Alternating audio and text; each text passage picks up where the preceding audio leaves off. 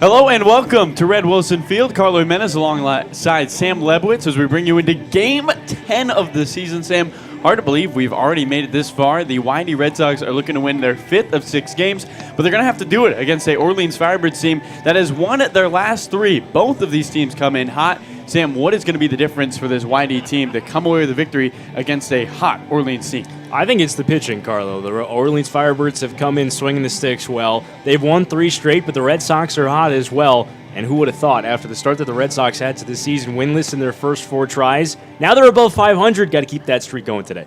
Yeah, Windy looking for the win, and a monumental one in the coaching history of Coach Scott Pickler. A win today would tie him with John Schiffner for the most wins all time in Cape League history. And we talked to Paz Ferreras. He said that's on their mind, but not the forefront. Absolutely. It would be incredible to get this one done today, give you a chance to get that record all to himself in a home game on Friday against the Chatham A's. You don't want to have to do it on the road. Of course, you want to get it out of the way if you're Coach Pick early in the season so it's not looming over this team for the rest of the way. They're only 2 wins away from breaking that record, but the impetus today is to get that record tied so that on Friday we can really build it up for you and give you the dramatic narrative against the A's. Yeah, what a story that would be. Chatham Anglers, the former coach of John Schiffner. But you got to take care of today if you want a chance at history on Friday. We talked to Coach Pick, Sam, before the game, and one thing he mentioned that stood out to me was he trusts everyone in this lineup. And one of his problems now is he can't get everyone into the game. What does that say about this team early through the season? Well, I think it says that there's a lot of talent on this team and that we have really seen a wave of new players come in. 8 players have been activated this week alone for the Red Sox, and that's really the primary wave. We're not going to get a ton of new players throughout the rest of the season. We will get some here and there, but the big wave of new guys, that's done now. This is the team that the Red Sox are going to have for the majority of the summer. It's a lot of talented guys. Instead of the 10 players that we started the season with, there's a lot of quote-unquote full players who are going to be here for the entire season. A lot of talent on this roster, up and down this roster, especially the offensive players. These are the best hitters on their teams. That's why the Red Sox have been playing better. You have more talent on this team and a lot of tools for Coach Pick to use day in and day out. Well, we're excited to see the bats go to work here today. Starting for YD, it's going to be Eric Yost. Alex Amalfi gets the start for Orleans. 2 guys from schools in Boston playing here on the Cape. Should be something fun to watch. We'll take a quick break and be right back with our starting lineups. YD in Orleans, round 3 of 2022, coming up next.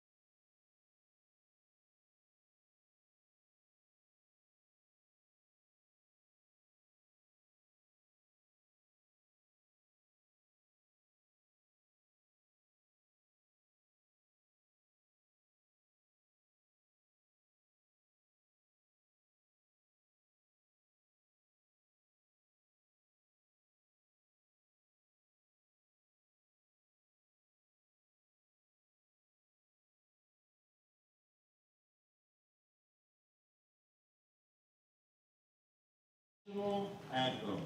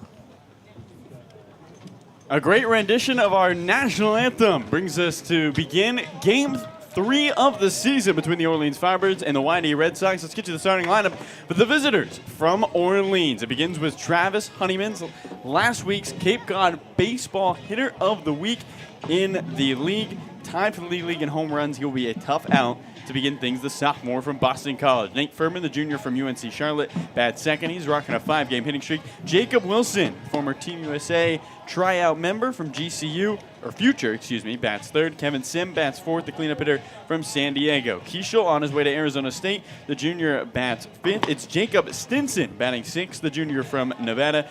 Tommy Hopfe, who has not taken an at-bat all summer, well, he gets a chance to DH. The two-way player from Fresno State bats in the 7th spot. In the 8th spot, it's Garrett Gilmet, the catcher from USC. Nick McClary in the 9-hole, the senior from Arizona.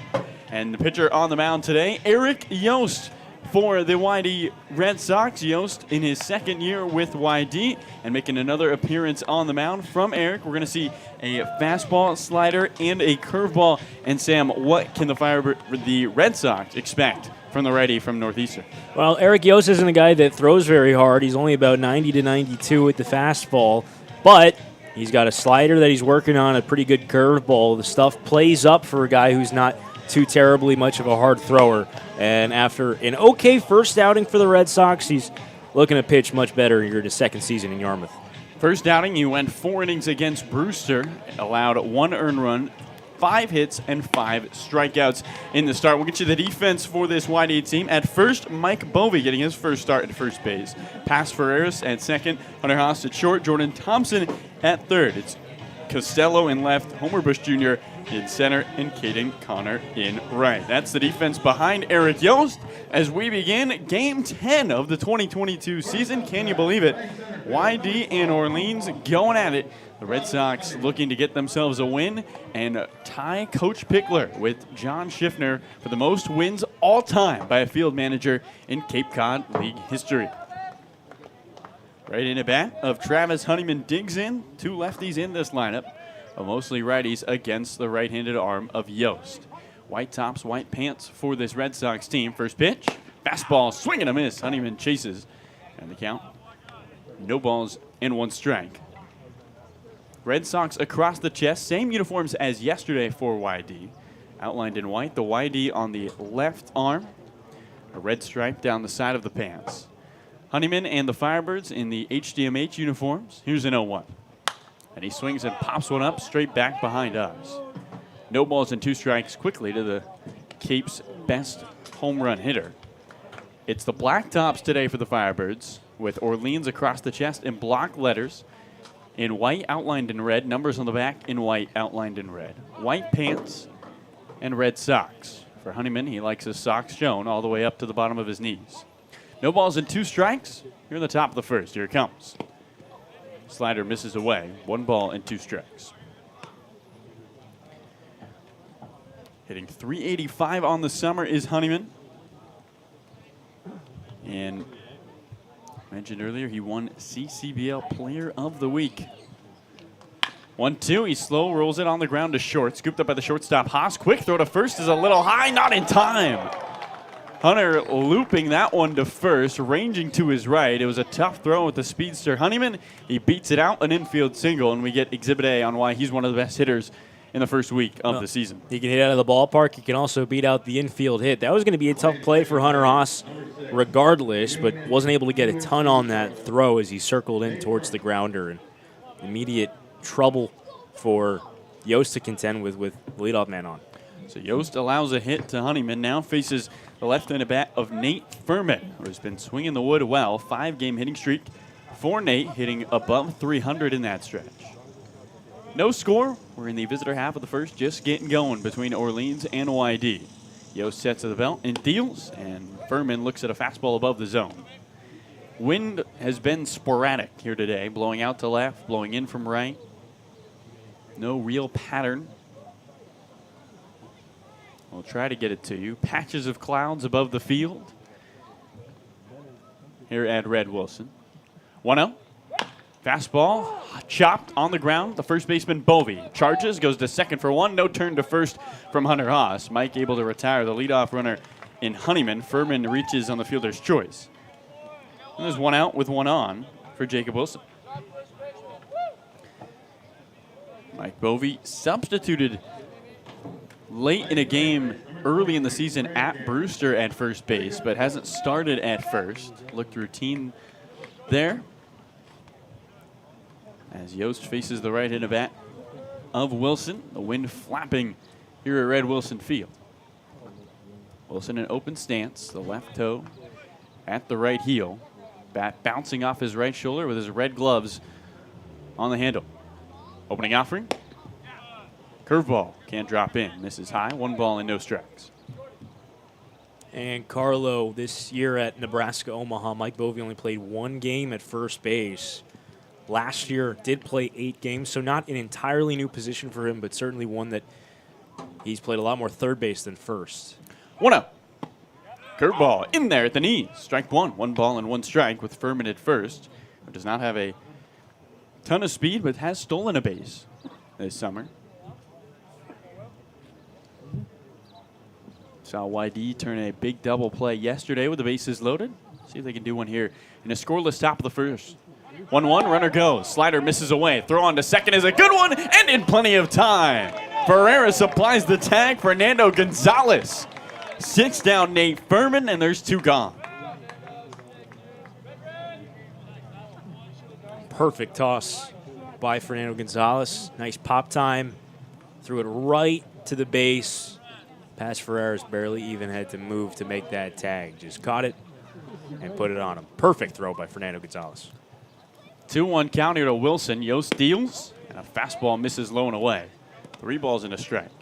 With 2 outs, the base is empty. Put it in the how-to book. How to throw out a runner at second by Fernando Gonzalez. Can't be better than that. 3-1 is a fastball low and away, and Jacob Wilson jogs down to first on the walk with 2 away. Up comes Kevin Sim. Playing first base, number 28, San Diego. San Diego is the home of Kevin Sim. It's also where he goes to high school, or college, excuse me.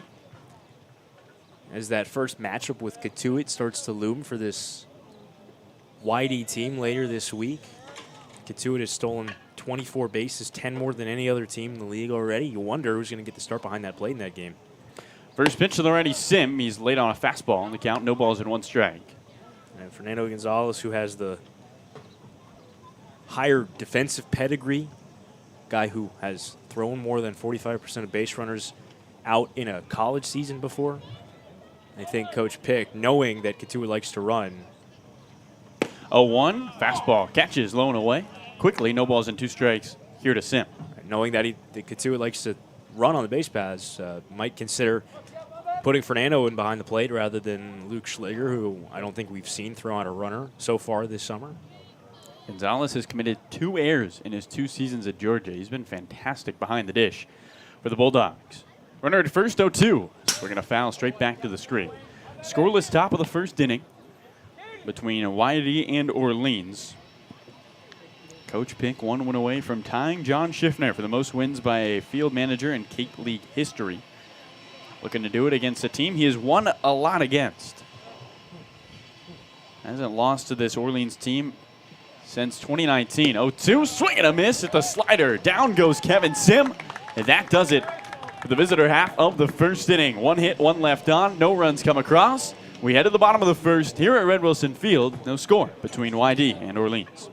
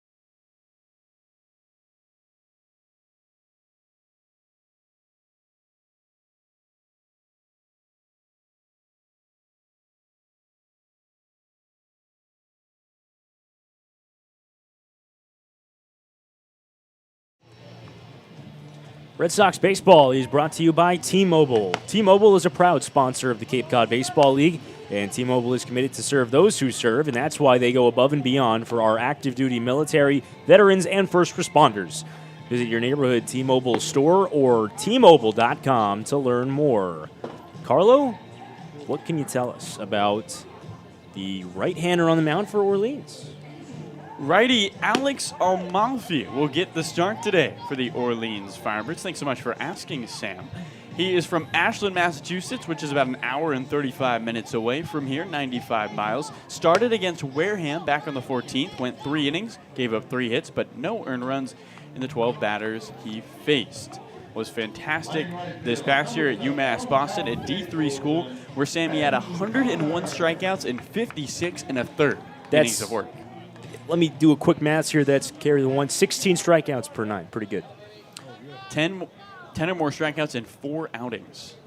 And in his last outing, Sam, 7 innings, 18 strikeouts. Left-handed bat of Caden Connor begins things in the bottom of the first. No score. The Whitey Red Sox Orleans Firebirds. Amalfi's first pitch. Connor sends one on a hop. It hits the lip in the grass, but the second baseman Furman corrals it letters high. Throws to first and a 1-pitch, 1 out for Alex Amalfi. Well, you met Caden Connor. Here's the rest of this YD lineup. Pass Ferreras will head to the batter's box. He bats second. Then Mike Bovey. Johnny Long cleaning things up from Long Beach State. Jack Costello out of San Diego bats 5th. Jordan Thompson from LSU bats 6th.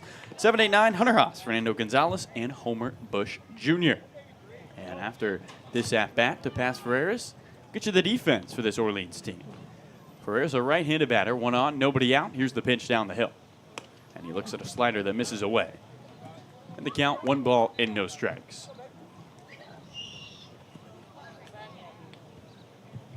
Amalfi, seen a couple D3 kids this summer, 1-0.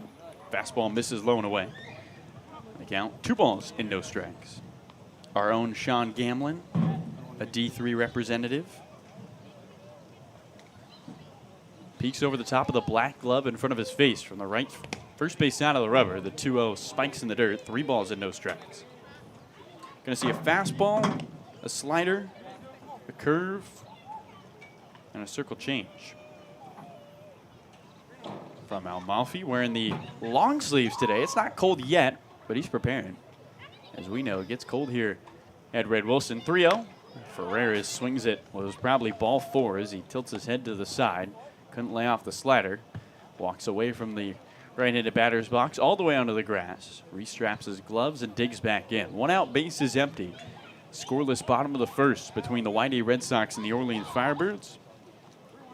3rd time these teams are playing. We've only played 10 games, Sam. These two have seen each other a lot. Amalfi steps off. Ferreras' uniform flapping in the wind. The flag is stoic and left, but there is wind. Here comes a 3-1. Misses upstairs, ball 4. Ferreras works a walk for pass. That is the first walk of the summer. Go ahead, run it first, in the bottom of the first. And barrel Mike's turn as he walks to the plate. Mike Bovey, who was the hero last time against this Orleans team, Sam. The RBI single in the bottom of the ninth to center. Left-handed bat digs in. Ferreras with a lead at first. He has good speed. Opening offering. Bovey takes strike 1.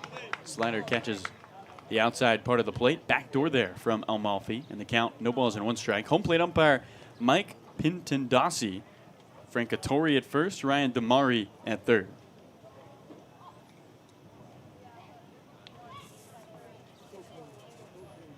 Oh, 1. Fastball well up and away. Garrett Gilmet, the battery mate of Alex Amalfi. At first is Kevin Sid. Nate Furman at short. Nick McClary, or at second. Nick McClary at short. Wilson at third. Then Keishel, Honeyman, Stinson from left to right. That's how the Orleans defense lines up. 1-1. Bovey looks at a ball low. Looked like the curveball there. 2 balls and a strike with 1 out. And Ferreras at first. Ferreras stole 5 stolen bases in 9 attempts at Western Carolina this past year. We'll see if the marketing major sees a good window of opportunity to steal another. 2-1. Bovey swings at a high fastball. 2 balls and 2 strikes to Mike.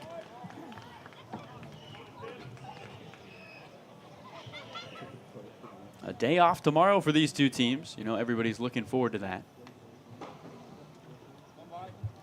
Who's going into the off day happy? Will Orleans have their 4th straight win? As a check on first, and the white uniform of Paz Ferreras turns brown as he dives into the base. Should have a beautiful day of weather tomorrow during the off day up to 72 and sunny. 2-2. Bovey taps one on the ground softly to the second baseman Furman. He turns to second for 1. No throw to first as it's not in time. Bovey to the bag with ease, but Ferreras heads back to the dugout. Fielder's choice for Mike, and up comes Johnny Long. Number 24 from Cal State Long Beach. A great day for some Pirates Cove mini golf, Sam. Of course, as part of YD, you get free Pirates Cove mini golf. Certainly a perk of being on the job. I got to try to beat Hunter Haas's 2 under. That is impressive stuff. You shot 2 over the first time. Ready, Johnny Long looks at a first pitch curveball for a strike on the outside part of the plate. No balls and 1 strike. Of course, there's 2 courses that they've got over at Pirates Cove. We've only played one of them, so I think, you know, Yumi and our writing intern Mike Puzingara has got to go back. 0-1, Long waves at the curveball. No balls and 2 strikes. Quickly to Johnny, who hasn't been striking out as much as he did to begin the year, Sam. Just 2 strikeouts in his last 4 games. He had 10 through the first 5. Here's an 0-2. Long hits one up the middle into center field, a base hit. A nice piece of 2-strike hitting from Johnny Long. And the YD Red Sox have runners at first and second in a scoreless bottom of the first inning with 2 outs. Up comes Jack Costello. Big spot here for Jack Costello, who started his summer 0 for 6. All 6 of those at-bats coming in the doubleheader games against Bourne on Monday. Got in the game in defense yesterday, but didn't take an at-bat. But he had a nice round of batting practice today and batting 5th today. Right-handed batter looks towards Amalfi, the pitch. Breaking ball misses above the zone. And the count, 1 ball and no strikes. Bovey, the go-ahead run at second. Johnny Long at first. Let's see if Jack Costello can move people around. Picked up his first hit against Bourne yesterday. Amalfi from the first base out of the rubber. 2 looks at second, the 1-0. Swinging a foul right into the netting of the Orleans dugout. 1 ball and 1 strike as the flag starts to blow out to left. The clouds have escaped the cyan blue sky to above us. Another gorgeous day for baseball here at Red Wilson Field on the Cape, the day after the summer solstice. 1-1. Swing and a miss. Costello chases the slider. 1 ball and 2 strikes.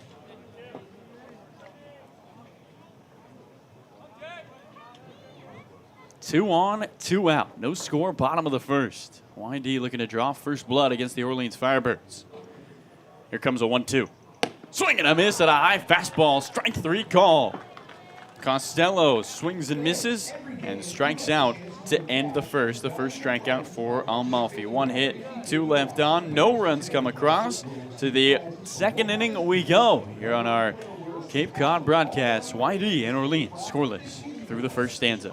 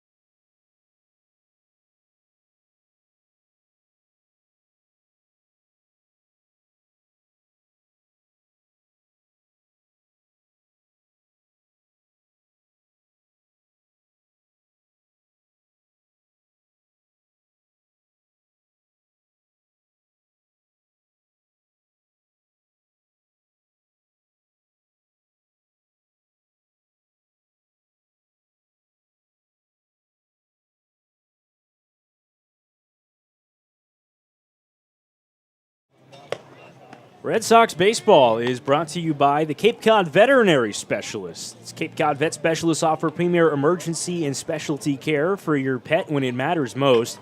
Located in Buzzards Bay and Dennis, learn more at CapeCodVetSpecialists.com. That's CapeCodVetSpecialists.com. Carlo?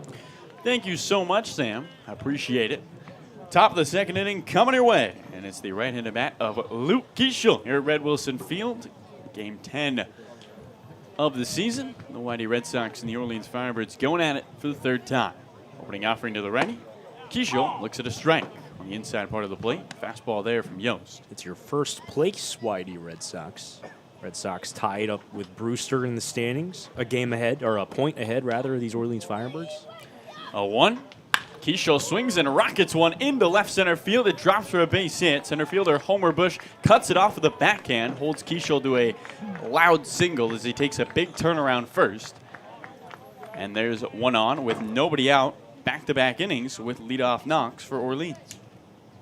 Kiesel extends his 7-game hitting streak to 8. And from Nevada Reno, here is Jacob Stinson, left-handed batter, one of just 2 lefties in the lineup today against the righty Yost. Kiesel with decent speed at first. 3 stolen bases already on the summer for him. Opening offering. Curveball on the outer edge. No balls and 1 strike. Although we've already seen the right hand of Fernando Gonzalez sit Nate Furman down. We'll see if head coach Kelly Nicholson is tempted to test him again. Open stance for Stimson. Snap back throw to first. Bovee digs it out on a hop. And Rick Yost, a returning YD player from Northeastern. Honorable mention All Colonial Athletic Conference. 0-1. Slider misses inside. 1 ball and 1 strike. No score between Orleans and YD. We are in the top of the second inning. Thanks so much for spending your Wednesday afternoon with us. Carlo Jimenez, Sam Lebowitz, Zach Clapp, our producer to my left. Orleans Firebirds are looking for their first win against the Whitey Red Sox in over 1,000 days. Here's the 1-1. And a swing and a high pop-up left side in foul territory. Third baseman Thompson, does he have enough real estate right in front of his dugout? He does.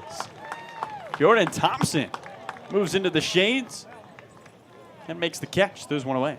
Staying at first is Kiesel. Did not dare try to test the arm of Thompson. And here's Tommy Hopfe. First at-bat of the summer for Tommy Hopfe, a right-handed pitcher who's pitched 3 times out of the pen, Sam. But for the first time in the batter's box, a 2-way guy for Fresno State. Switch hitter batting left. Carlo, we've seen him twice out of the bullpen. He's pitched in both games against the Red Sox this summer. And haven't seen him swing the stick. Cross-listed as both a right-handed pitcher and a catcher. A versatile spot in this lineup. Keishel at first, 1 out, no score. And the first pitch fastball misses away to the left-handed bat of Hopfe. Hit 280 this past year at Fresno State.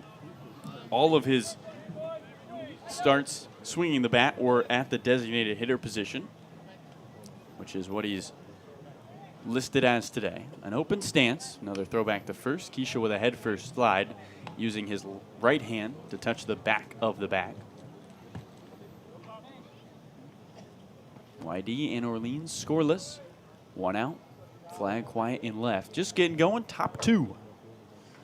Another throw to first, another head first slide from Keishel, who continues to wear more Red Wilson Field dirt than HDMH uniform right now.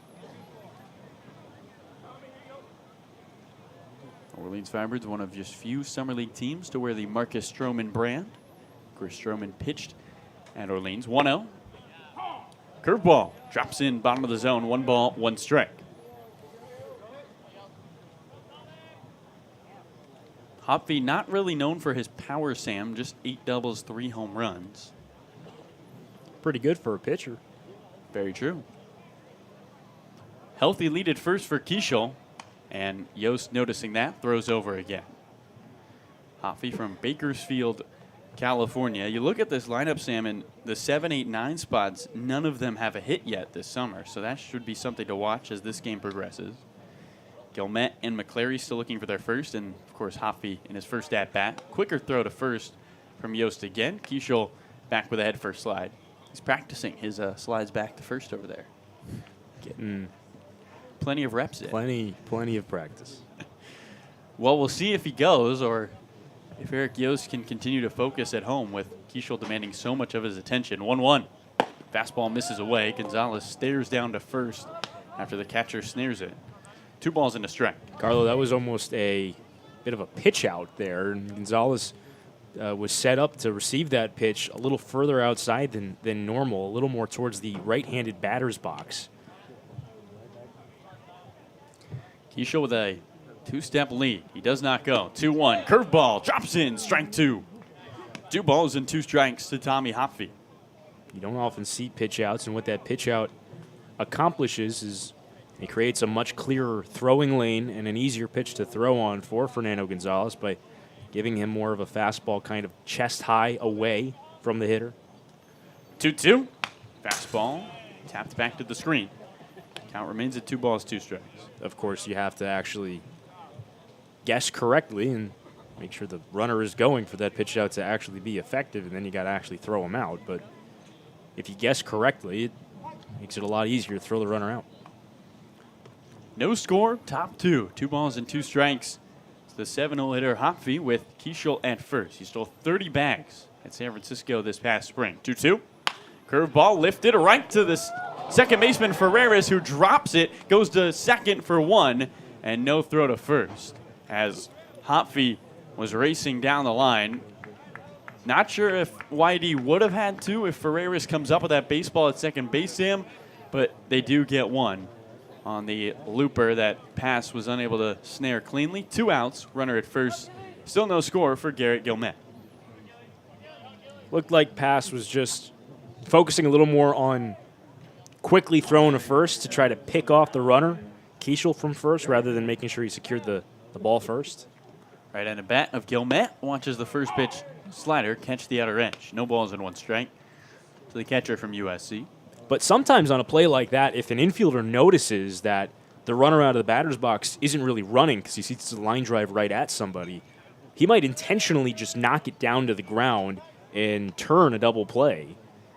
In that case, I don't think that was the case because the runner Hopfe did turn the Jets on as soon as he saw that ball landed at the feet of Ferreras after it hit off his glove. So no designs on the double play there, but sometimes you do see that. Yost 0-1.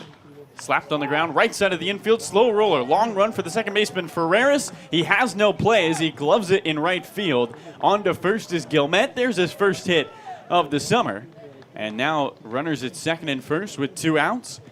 For the 9-hole hitter, Nick McClary, Orleans in a scoreless top of the second with the go-ahead at second base. It's a great job by Ferreras to corral that one from the outfield grass on that dive. Might have kept Hopfe from going first to third on the soft single. Just really well placed ground ball there between Mike Bovey, who was holding the runner on. Lots of space in the hole, and Ferreras playing a little more up the middle on the right hand, hitting Gilmet. 2 on, 2 out. For the second straight inning, the Orleans Firebirds threaten a team that has left 25 guys on the base pass, Sam, in their last 3 wins. So despite playing well, they could be playing better. Right-handed bat of McClary looks on. Yost from the first base side of the rubbers, opening offering. Slider on the outside part of the plate. No balls and 1 strike. A single from Keishel. It was cut off on a fielder's choice looper to second from Tommy Hopfe that Ferreras dropped. And Gilmet a soft tapper to right. That's where we stand now with 2 outs here at Red Wilson Field. Yost looks at second. 0-1. Slider off the outer edge. 1 ball, 1 strike. Sam looking like same spot as the previous pitch. Maybe this one was just a tad higher.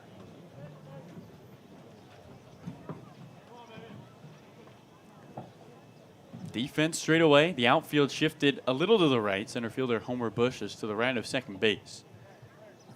1-1.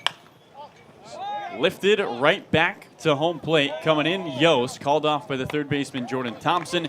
Down the third base line, he makes the catch with 2 hands. That does it.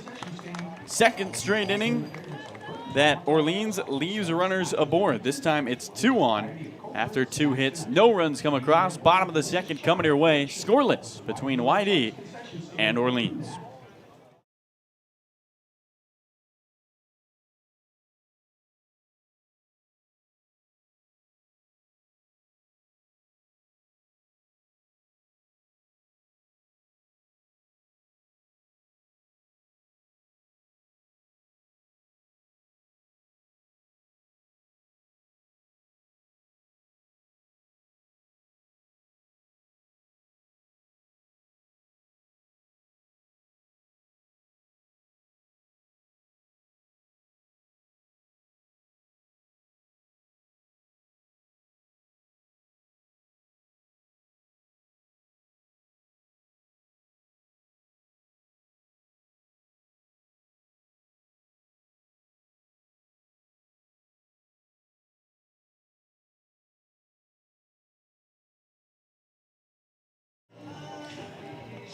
YD Baseball is brought to you by Massachusetts State Lottery. As a proud sponsor of the Cape Cod Baseball League, the Mass State Lottery is celebrating the game we love, playing from the baseball diamond to the many lottery games that help support all 351 cities and towns across the Commonwealth. So here's to 50 years of winning and 50 more. Carlo Jimenez alongside Sam Lebowitz. Bottom of the second inning is coming your way as the YD Red Sox look to break the scoreless tie in the bottom of the second. Alex Amalfi on the mound. He's looked good so far, Sam, but YD had 2 on with 2 out in the first, unable to bring anybody home. Got some high fastballs past Jack Costello, who's still trying to find his footing this summer. Chased a couple of high ones up there for the strikeout, but Amalfi, a true strikeout artist this year in Division III baseball, and has shown off exactly why so far. He's flashed some real good stuff in front of these scouts. Right-handed pitcher faces the right-handed batter of Jordan Thompson to begin the frame. Here's the pitch down the hill. Thompson looks at a slider away. 1 ball and no strikes. Jordan Thompson, Sam, you were talking to him about that piece of lumber he's got in his hands. Here's the 1-0. And he swings and fouls one off down the right field line. And they count 1 ball and 1 strike. Yeah, he was telling us that it's the Francisco Lindor Marucci model, and that the Marucci bat plant factory, whatever you want to call it, is in Baton Rouge, Louisiana. 1-1. And he looks at a slider that misses off the outside. 2 balls and a strike. And that the LSU baseball team gets to pretty much raid that factory and take whichever pro models they prefer. He said he got his hands on the Lindor model and really liked it. They put a few in a box for him. Here comes a 2-1. And he swings and misses at a curveball. 2 balls and 2 strikes. Well, that just sounds like a ton of fun. You get to go into a baseball bat factory and just pick. It's like a kid in a candy shop. Benefits of playing for one of the premier college baseball programs in the nation. 2-2. Thompson watches strike 3. Catch the outer edge. Fastball there from Amalfi, his second strikeout. 1 swinging to end the first and 1 looking to begin the second. In a scoreless bottom of the second inning, up comes Hunter Haas with the bases empty and 1 away.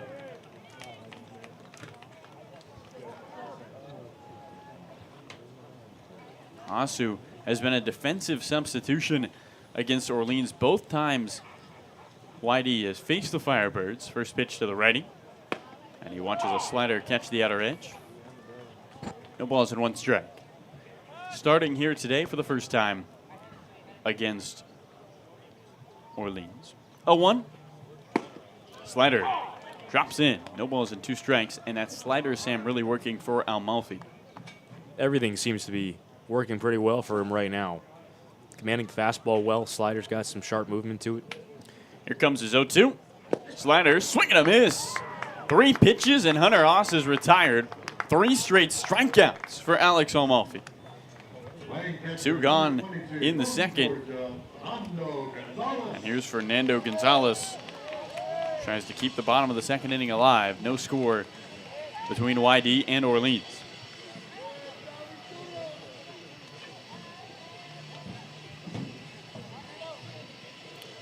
First pitch to Fernando, and he swings and fouls a fastball back to the screen. No balls and 1 strike. A good crowd on hand here for this Wednesday afternoon. People with their lawn chairs down the right field line and down the left field line. 0-1. Gonzalez waves at a slider. No balls and 2 strikes. Looks like there's a ton of people hanging out down by the dugout down the left field line. 0-2. Gonzalez checks his swing, taps it foul. Off the chest protector of Gilmet. Wearing the USC colorway, the Cardinal and gold. Count, no balls and 2 strikes to Gonzalez with 2 outs and the bases empty. Amalfi a strike away from striking out the side. Here in the bottom of the second. 0-2. Gonzalez looks at a slider low as he lays off a good pitch. Count 1 ball and 2 strikes. YD looking to get a win and tie Scott Pickler with John Schiffner for the most wins as a Cape League manager. 1-2. Fastball misses low and in. 2 balls and 2 strikes. Fernando Gonzalez, who picked up his first couple of hits as a YD Red Sox against Harwich in that 11-0 win. 2-2. Fastball high. Gonzalez works 0-2 to 3-2, and with 2 outs, looking to reach as the 8-hole hitter. Homer Bush Jr. awaits his turn on deck. Base is cleared, 2 gone. No score. Can YD get a base runner on? 3-2. Gonzalez swings and pops one up back towards the backstop. Gilmet sheds the mask, gives it a look as it lands atop the press box. Try it again with 3 balls and 2 strikes. Of course, where we sit, Sam, it is literally impossible for a ball to come towards us unless the netting breaks in front of us, which would be an amazing feat if that were to happen. 3-2. Gonzalez checks his swing, takes ball 4 on the inner edge. Fernando Gonzalez from 0-2 to a walk. He takes his first walk of the summer and a great at-bat. And here's Homer Bush Jr. Go ahead, run it first in a scoreless bottom of the second. Homer Bush Jr., who had his fingerprints all over yesterday's 8-4 win for the YD Red Sox. 3 hits, an RBI, and count them 4 stolen bases. First pitch to the righty, and he looks at a fastball high. Count 1 ball and no strikes. Watched Scott Pickler, Sam, work with Homer Bush in batting practice today, and he said, Homer, you got to load up a little earlier. Trying to meet the ball. 1-0. Fastball up and in. Bush leans back, takes ball 2, and Gilmet wants to go talk to Amalfi, who had an 0-2 count on Fernando Gonzalez, Sam, but has now thrown 6 straight balls. That's right, Carlo. And a really nice at-bat by Fernando Gonzalez to work back in the count. Amalfi is a guy who will walk guys, not at an exceptionally high rate, but he walked guys at a 4.4 walk per 9 rate this year, which is a little higher than you'd like out of a starter. But in tandem with the 16 Ks per 9, it really doesn't matter all that much. Gonzalez leads at first, 2-0. Bush looks at a slider that drops in, front door. And the count, 2 balls and a strike. Gonzalez at first after his walk. No score between the Red Sox and the Firebirds. We're in the bottom of the second with 2 outs, 2-1. Bush takes a fastball above the zone. 3 balls and a strike to Homer Bush Jr. The son of major leaguer Homer Bush, spent 7 years in the MLB. 3-1. Fastball high, back-to-back walks. Amalfi walks Fernando Gonzalez, now walks Homer Bush Jr., and the lineup card flips. Here's Caden Connor with a runner in scoring position, and all of a sudden, Sam, YD has a chance to strike first in the bottom of the second. Not only strike first, but if Caden Connor can get something in a gap or down a line, Red Sox might have a chance to score a pair with the speed of Homer Bush Jr., who yesterday legged out a sub 4-second time from home to first, which is pretty good. First pitch to him, and he looks at a fastball that misses low and away. Left-handed batter, Caden Connor. Fernando Gonzalez with not fantastic speed at second. Connor would have to put one into the gap, most likely, to score the catcher. Homer Bush with world-class speed at first. No score. Red Sox looking for the first run. Now Amalfi from the right side of the rubber. His jersey flapping in the wind. He looks at second, looks in, 1-0. And the curveball drops low and away. And Alex Amalfi, who had struck out 3 in a row, looks like he can't find the strike zone. 2 balls and no strikes. Sometimes it just shrinks on you, and you can't figure out how to throw a strike. Seems to be happening here for Amalfi, just probably out there feeling like he has to throw something into a tin cup. 2 on, 2 out, bottom of the second. YD looking for a run, and now Caden Connor steps out, restraps the white batting gloves. YD Red Sox socks pulled up just below his knees. Cal State Fullerton batter looking to drive in a run. 2-0. Connor swings, loops one right at the second baseman, Nate Furman. Doesn't have to move. From his heels in the outfield grass, he makes the catch. 2 reach on back-to-back walks, but they're both left stranded. 4 left on the base pass through 2. We're scoreless here at Red Wilson Field. 3rd inning coming your way here on the Cape Cod Broadcast Network.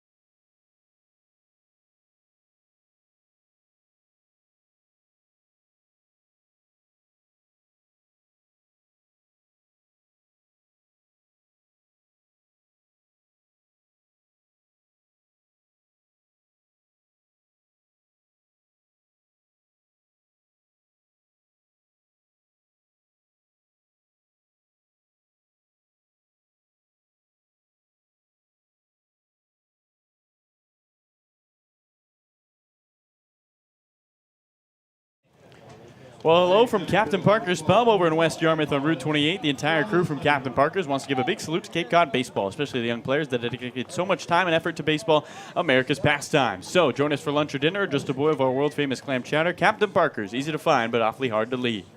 Carlo Jimenez, Sam Lebowitz, welcoming you back to YD Baseball. We're in the visitor half of the third inning, and due up is the leadoff hitter, the righty Travis Honeyman, in the top of the third inning. No score between the Red Sox and the Firebirds. First pitch, and Honeyman takes it in the back. Travis walks down to first, the bruise and the base for the leadoff hitter. Second time he reaches today, as Yost nails him in between the 1-2 on his numbers. And Orleans with the go-ahead run at first base. And here's Nate Furman. Third straight inning, Sam, that the Firebirds have the leadoff hitter reach. And Yost has done a nice job to pitch out of those jams and hasn't yet faced a runner at third base in this game, but with the speed of Honeyman on first and Nate Furman, who handles the bat really well here, this could be a situation where the Firebirds lineup could capitalize. Left-handed bat of Furman looks at a first pitch curveball for a strike. No balls and one strike.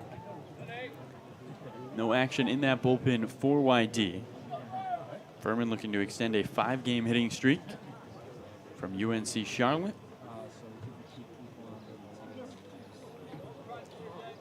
Here comes the 0-1 to the lefty. And he swings and golfs one into right field. Base hit. Caden Connor, the right fielder, takes it on a couple of hops, fires one into Ferreira. Stopping at second is Travis Honeyman. And the first two batters of the third inning reach for the Orleans Firebirds. That hitting streak for Furman extended to 6 games. And here is the Team USA invite, Jacob Wilson.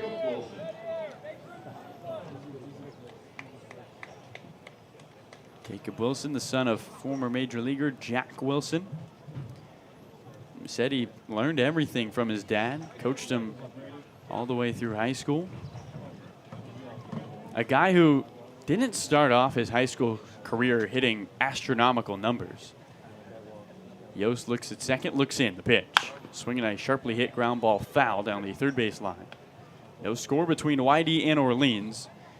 Orleans looking for their first win against the YD Red Sox since July 29th, 2019. 1,000 days in between that date and today.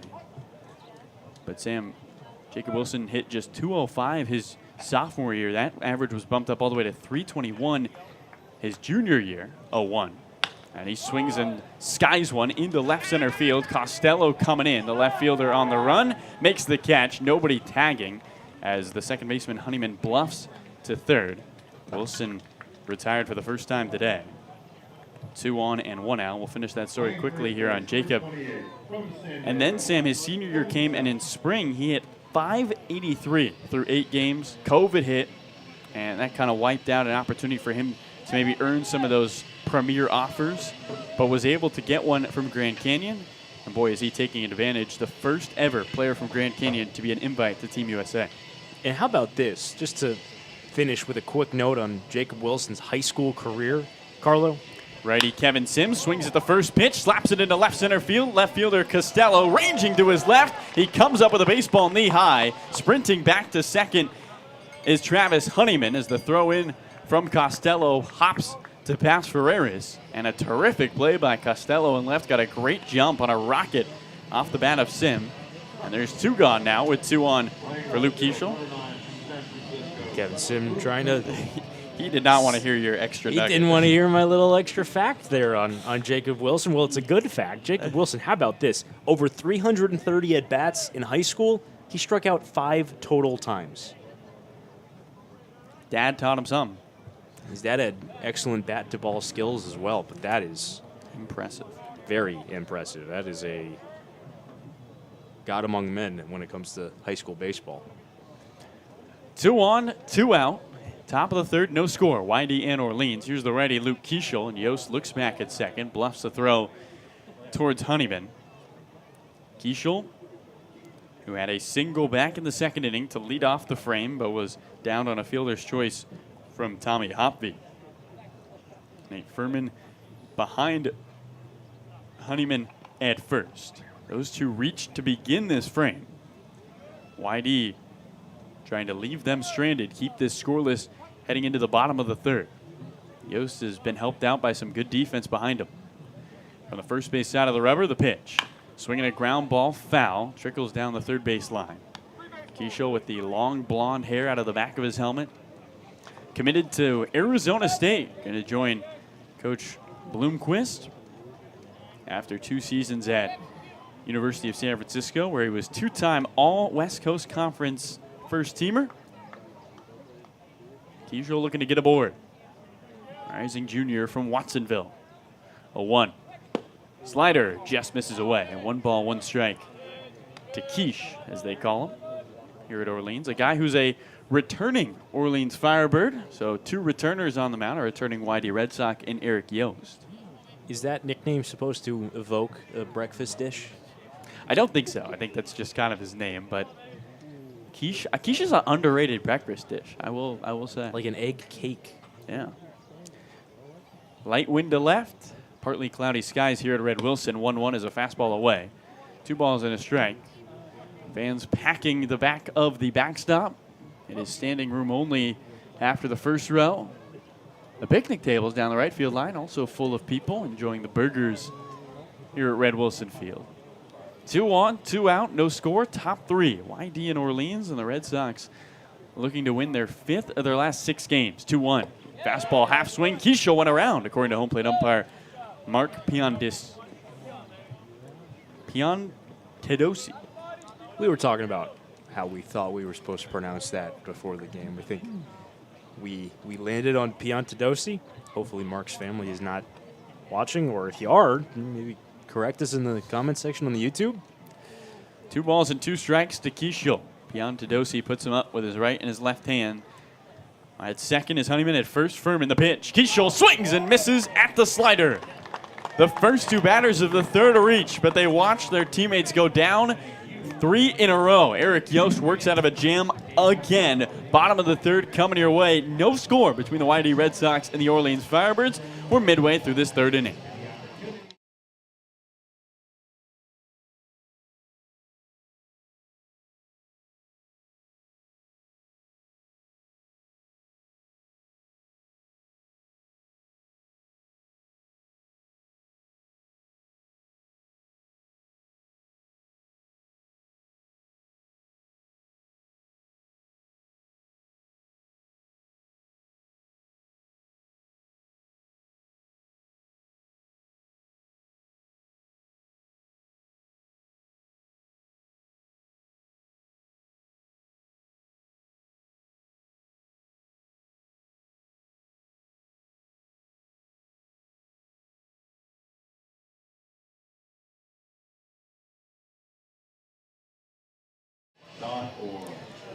YD Baseball is brought to you by MP Sports Card. MP Sports Cards is proud to sponsor the Kids Baseball Clinics. If you are a sports card collector, be sure to stop by and check out the latest releases, graded cards, supplies, and more. A local favorite for hobby enthusiasts across Massachusetts, and of course, your Cape Cod Baseball League. Stop in our store and mention code Red Sox to get 1 free pack of 2022 Topps Baseball Update with any purchase. Some exclusions apply. Visit us at 71 Main Street, Carver, Massachusetts, or online at mpsportscards.com.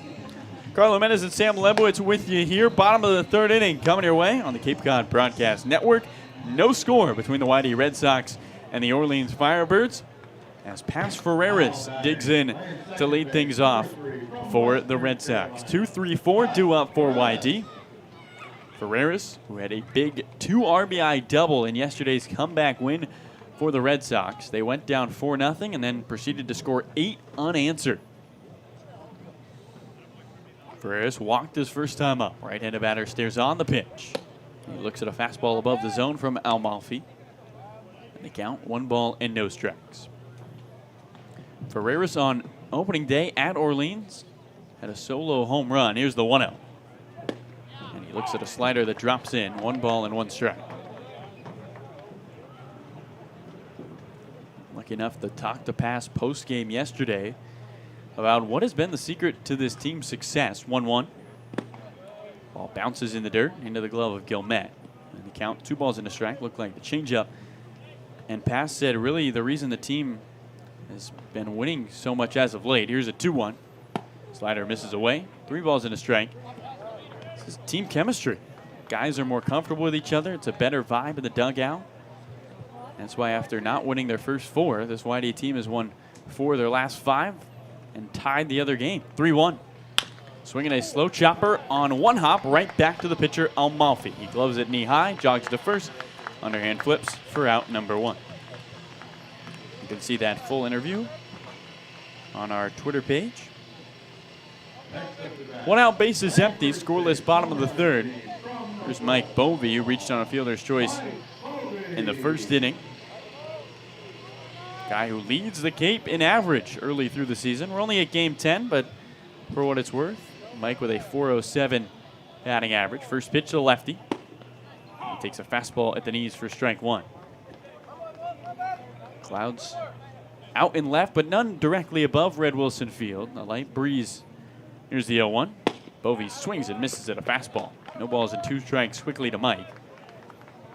Sun is out from behind the clouds. Shadows starting to creep down the right field line as they touch the white chalk. 0-2. Bovey takes a fastball away. Count 1 ball and 2 strikes. Mike has one of the best eyes on this team. Struck out just twice all summer, but it's been in back-to-back games for Bovey. 1-2, drops in, strike 3 called. Slider on the outer edge. Bovey leans back, doesn't agree. And there's 2 away. That's the 4th strikeout for Alex Amalfi. Got in stands the designated hitter, Johnny Long, with the bases cleared and 2 outs in the bottom of the 3rd.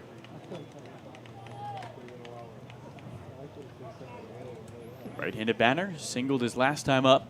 Opening offering. Look out, he takes it on the left arm and heads down to first. Johnny Long hit by a pitch. Looked like a breaking ball there from Amalfi. Second time today, Amalfi. First time today, Amalfi has hit a batter. Second time today, we've seen somebody hit by a pitch.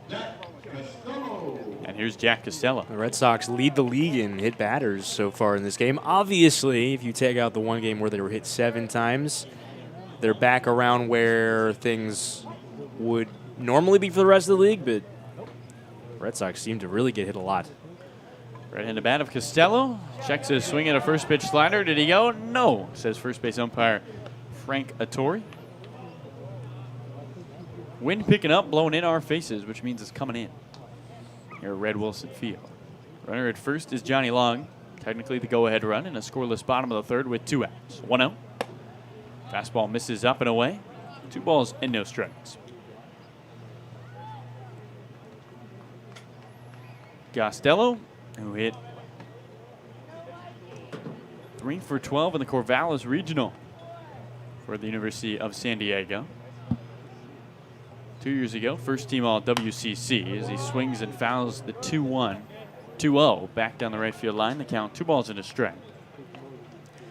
Jack comes from an athletic family. His dad played Division I football at University of Texas, El Paso. His sister plays Division I softball at Iona, and his brother plays baseball at the University of Pacific. 2-1. Costello looks at a curveball that misses below the zone. 3 balls and a strike. A good lead for Long at first, who has stolen a base, but doesn't have a ton of speed. Just 1 hit on the day for the Red Sox. Down. No score in the bottom of the 3rd. 3-1. Costello gets under 1 and fouls it back to the screen. And the count, 3 balls and 2 strikes with 2 outs, which means Long gets a head start at first. Costello with a closed off open stance, but not by much. Left toe just behind the right. Bat above his head. Payoff pitch. Long running, and that clips Costello on the left arm. Back-to-back batters hit by a pitch. On to second goes Johnny Long. And for the 2nd straight inning, Sam, Whitey gifted 2 base runners with 2 outs. Let's see if here in the 3rd they can take advantage. Up comes Jordan Thompson. That one just a breaking ball that didn't break. A little weird curveball. Obviously, we were seeing it in the last inning where Amalfi may have lost some of the feel for his breaking ball and lost the strike zone there. I think a symptom of the same problem, not able to get that one to spin and just clipped Costello in the shoulder. Opening offering to the righty, Thompson is a fastball up and away. 1 ball and no strikes. YD looking to get a win, which would tie Scott Pickler with John Schiffner out of Chatham, former legendary manager for the A's. Now the Anglers for the most wins by a field manager. Here comes the 1-0. Thompson with a half swing goes around on a curveball, and the count 1 ball and 1 strike. Jordan struck out looking back in the second. One of 4 strikeout victims against Alex Amalfi, whose uniform flaps in the wind. Action in that Orleans bullpen. Long at second. Costello at first, 1-1. Slider on the outside part of the plate. 1 ball and 2 strikes.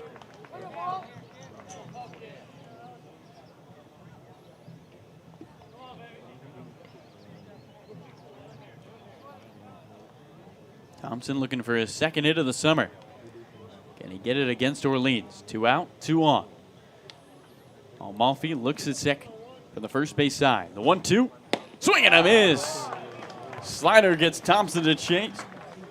Second strikeout of the inning and the 5th of the afternoon for Alex Amalfi.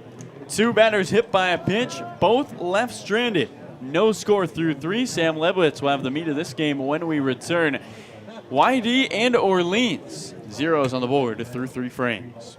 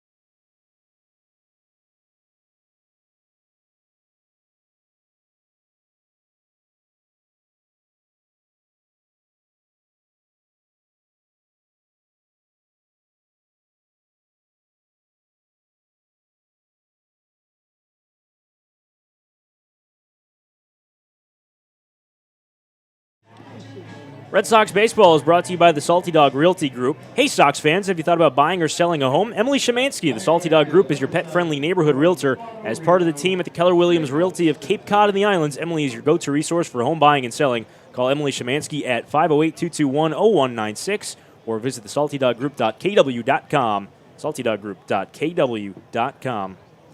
Sam Lowitz alongside Carlo Jimenez. As the Red Sox and the Orleans Firebirds are scoreless, Eric Yost's first pitch, called striking the outside corner, a curveball to Jacob Stinson, pop-out victim his first time.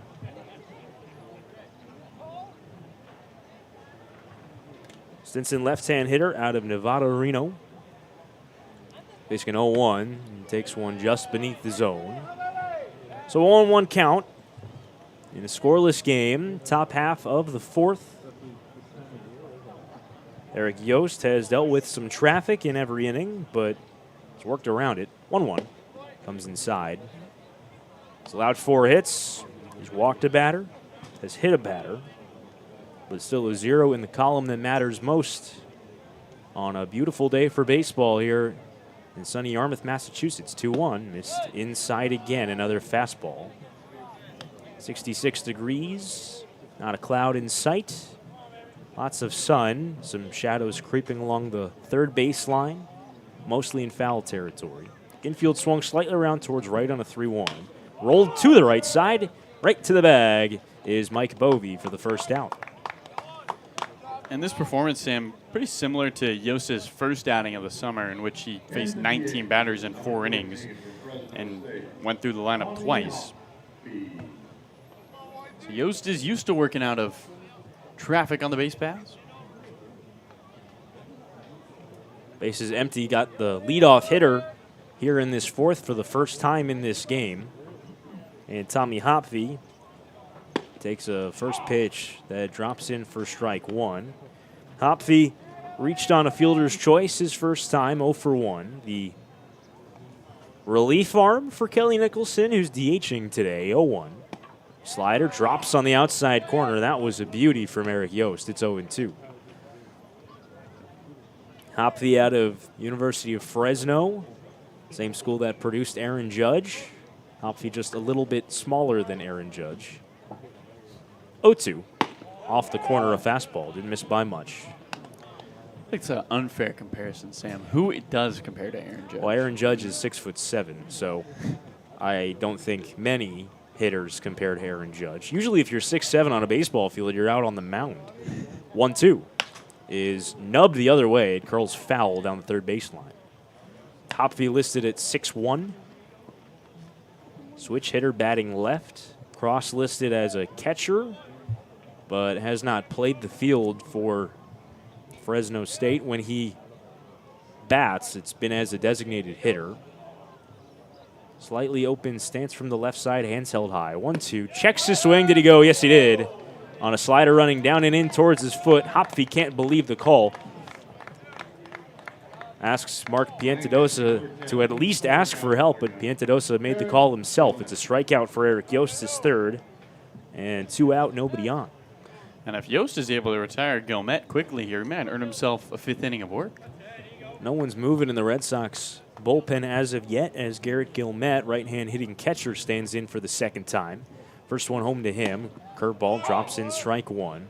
Red Sox have 3 infielders on the left side of second, with Ferreras playing up the middle slightly towards left center. 0-1. Skips in a slider. 1-0. Mike Bovey looks lonely on the right side of the infield, playing off the first baseline. Outfield playing straight up. Poor Mike. He's usually with his compatriots on the left side of the infield. 1-1. Slider drops low. Count goes to 2-1. Bovey over there at first, getting his first start of the season at first base. Our first chance to see Jordan Thompson at third today. 2-1. Breaking ball pulled just past Jordan Thompson and foul down towards the Red Sox bullpen. Count 2-2 on the USC product. Garrett Gilmet. Fight on. Right on. Head coaching vacancy over there at USC. 2-2 home. Lifted foul. You have any input on who you think might have an inside shot at that job? Carly, you are the Trojans' premier sports journalist up there. I wouldn't call myself that, but there's rumors, and Gilmet confirmed this. 2-2, rolled to the left side. Shortstop picks fields, fires onto first. Hunter Haas gets his man. A 1-2-3 inning for Eric Yost. Maybe we'll talk more about the USC coaching choices when we come back in the home half of the fourth. For now, we'll leave you with a quick break here at Red Wilson Field. Red Sox and Orleans scoreless to the bottom of the fourth.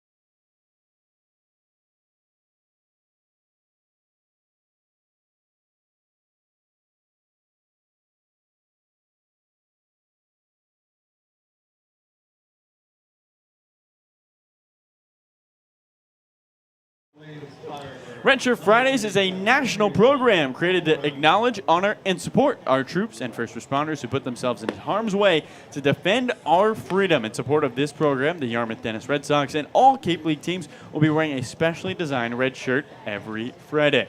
This special weekly celebration of Redshirt Fridays is sponsored by Zephyr Hats, Massachusetts State Lottery, OT, and OT Sport. Support our troops and first responders and join us by wearing red each Friday. Sam Lebowitz, is that a new arm on the mound? It is, Carlo. It's one the Red Sox have seen once this year. The left-hander out of Elon, Cole Reynolds, takes over for Alex Amalfi, who struggled with command but was pretty effective through his 3 innings of work on the mound. Final line for Amalfi, 3 hits, just 1 hit allowed.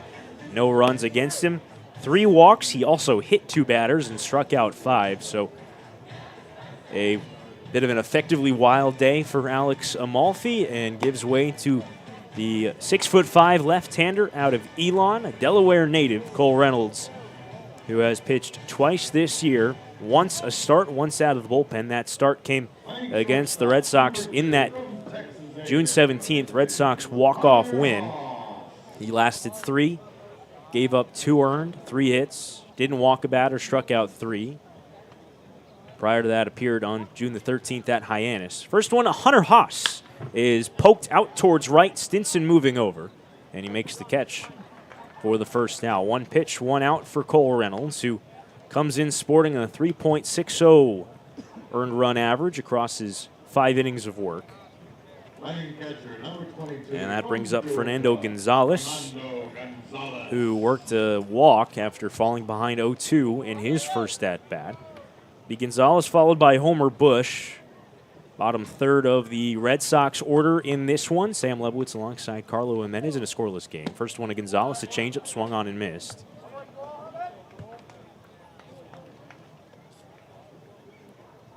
Some sunshine has intensified here in the bottom half of the 4th.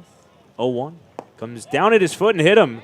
Gonzalez will have to shake that one off. He seems to be okay. It's the 3rd Red Sox to be hit by a pitch in this game. And Fernando will take his trot down to first. A 1-out base runner for the Red Sox. Second time Gonzalez has reached. First to walk, now hit by a pitch. No official at bat for Fernando today. And Homer Bush will take some cuts and try to make something of this with 1 away. I don't know if there's a vendetta against the Whitey Red Sox that we don't know, but they've been hit by now 16 pitches. The next best team, Sam, has 8. First one to Bush. Comes down and into his foot, gets away from the catcher, but Gonzalez thought about it, but holds up at first. 16 compared to 8. They have twice as many hit by pitches as the next team. That's right. And they would still be leading if you took out the 7 from the game that they had the record in. This has been unreal. 1-0 to Bush. Taken on the outside corner, a strike, a fastball. Trainers here at YD have putting hard to work, dealing with a lot of bruises. Make sure you stop in at a gas station, get a bag of ice before every Red Sox game. 1-1. Down at his feet again. This time an off-speed pitch. Count runs to 2-1 on Homer Bush, who had his first start for the Red Sox yesterday against Bourne and was all over the base paths. 4 stolen bases for Homer. 2-1. Missed away. Count runs to 3-1. Bush walked his first time. Reynolds in danger of putting his speed on base for the second time. Caden Connor on the top of the Red Sox order to follow Bush. Here in the home half of the 4th, scoreless game. 3-1. There's a strike. Bush takes one down the middle. So now in a full count, we'll see if Red Sox put on any play with Gonzalez leading from first and 1 out. Reynolds setting at the belt, working out of the stretch. Gonzalez not running. 3-2 home is chopped past the mound. Fielded by the shortstop. McClory gets 1, no relay. With Bush's speed, and nearly impossible to turn 2 unless he hits something very hard right at somebody. Gonzalez is taken out of the base paths, and Bush replaces him at first with 2 out. From Cal State Bulletin, I mean, you look how fast Homer Bush is, Sam. A nice flip by McClary. It's a quick one, too. And you look at first, and Bush has already passed first base. There's just no chance. Bush was clocked at a 3.98 home to first yesterday on his infield single, that weird infield single that wound up scoring 2 runs for the Red Sox in their big 5-run inning. A check on him before the first pitch to Caden Connor, who is 0 for 2. A ground out and a soft line out to the second baseman. See if they send him with 2 outs. Try to get in scoring position, see if Connor can punch through a base hit that could score a run. We'll see if he goes. First pitch, nope, another look on at first. Bush wearing that protective oven mitt guard on his left hand. Something a lot of base stealers wear, with 2 different color arm sleeves under his white uni, which is already covered in dirt, and another check on him. 3 straight throws from Cole Reynolds. Some left-handers are very, very good at controlling the running game. Some are not. We'll see. With a plus arm behind the plate, too, so it would be a tough steal. He's going on the first one, stumbled, and heads back to first. It's a strike to Caden Connor. Looked like he got a little tripped up after he took about 2 or 3 strides away from first base and thought better of it. But showing his hand here to Orleans with 2 out. And a balk called on Reynolds. It's the field umpire Ryan Damari who called it on him. Reynolds stepped off. Damari didn't like exactly how he stepped off. There's 17 ways to balk, and that was one of them. And Bush gets second base. Another balk. We have seen balks, feels like every single day so far this season.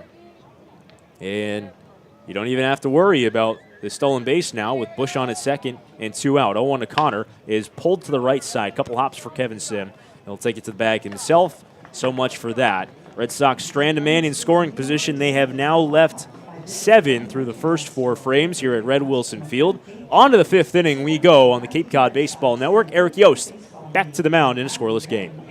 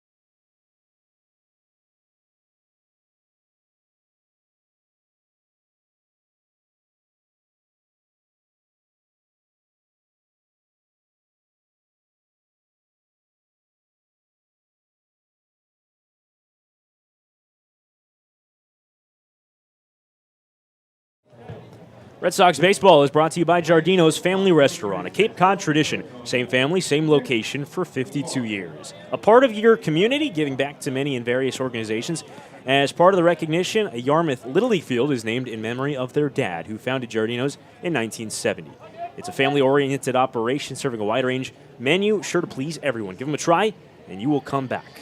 Eric Yost, first pitch to Nick McClary, a strike on the outside corner. Giardino's at 242 Main Street on Route 28 in West Yarmouth. You can visit them there or check out their website at giardinosfamilyrestaurant.com.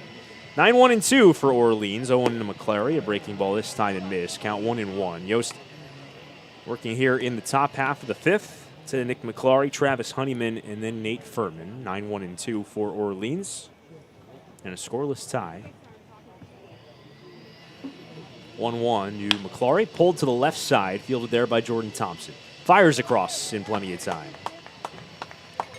Jordan Thompson showing off the arm a little bit on that one. He loaded up, gunned one to first, and what's becoming evident, Sam, is the wealth of good infield defenders that this YD team has.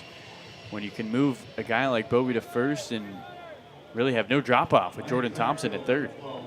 Thompson, a well-regarded defensive shortstop, as now with Paz Ferreras, who can play all over the infield. Hunter Haas, who's considered one of the premier defenders at shortstop in NCAA baseball.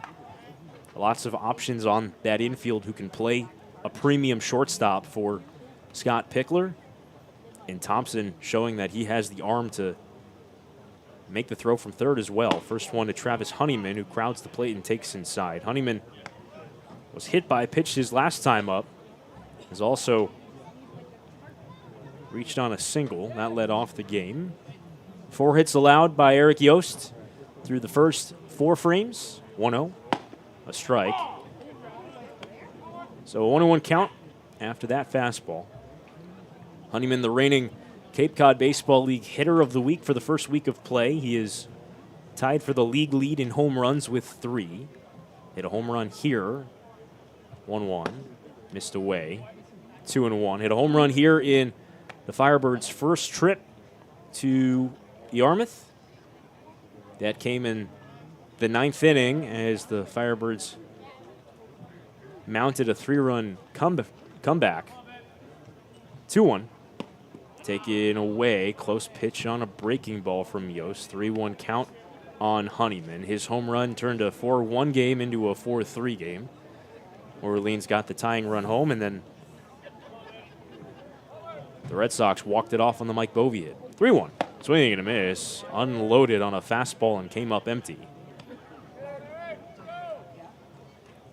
So the count runs full on the right-hand hitting Travis Honeyman out of Boston College. Eric Yost now past 4 1/3 innings. Facing a 3-2 here on its way. High fly ball, pretty well hit left center. Costello cutting across, as is Homer Bush, who takes the charge.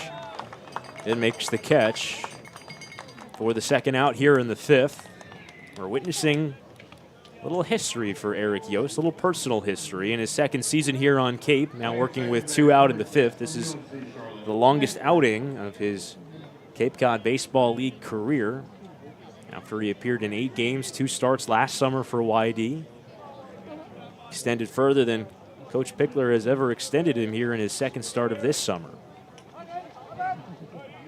And he continues to look good as the game goes along. Facing Nate Furman here with 2 out, nobody on. A fastball strike.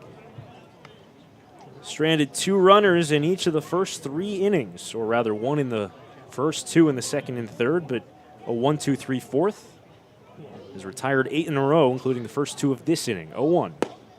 Missed low.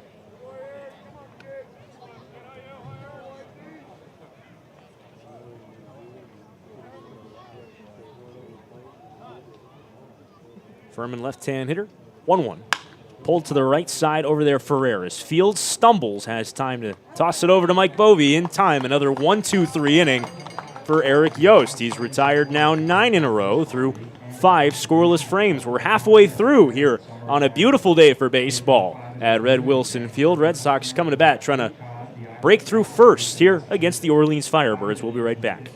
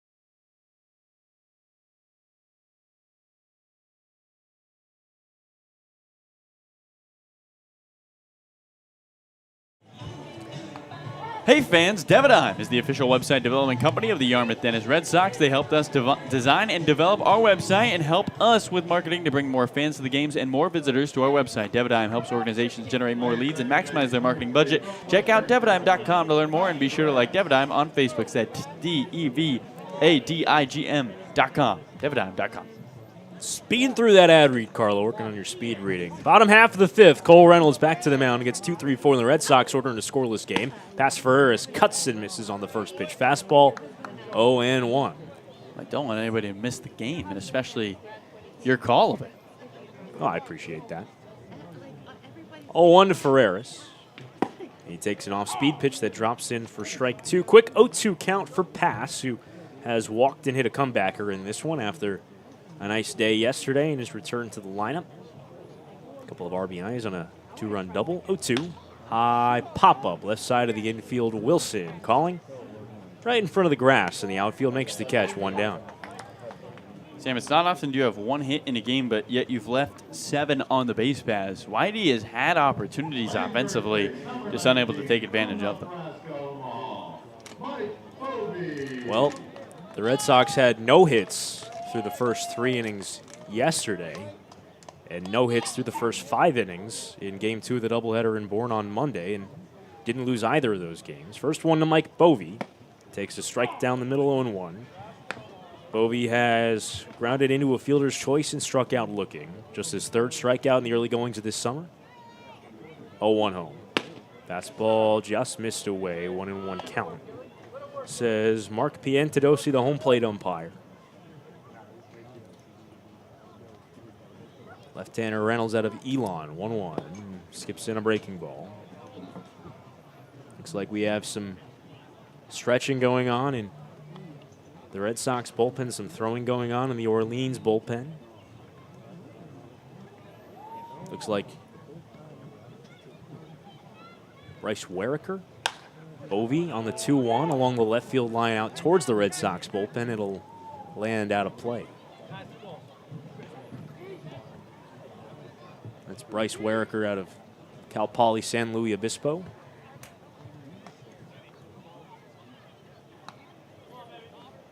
With Chris Bowe starting to throw in the Red Sox bullpen. 2-2. Miss low. Count runs full on Mike Bovee, who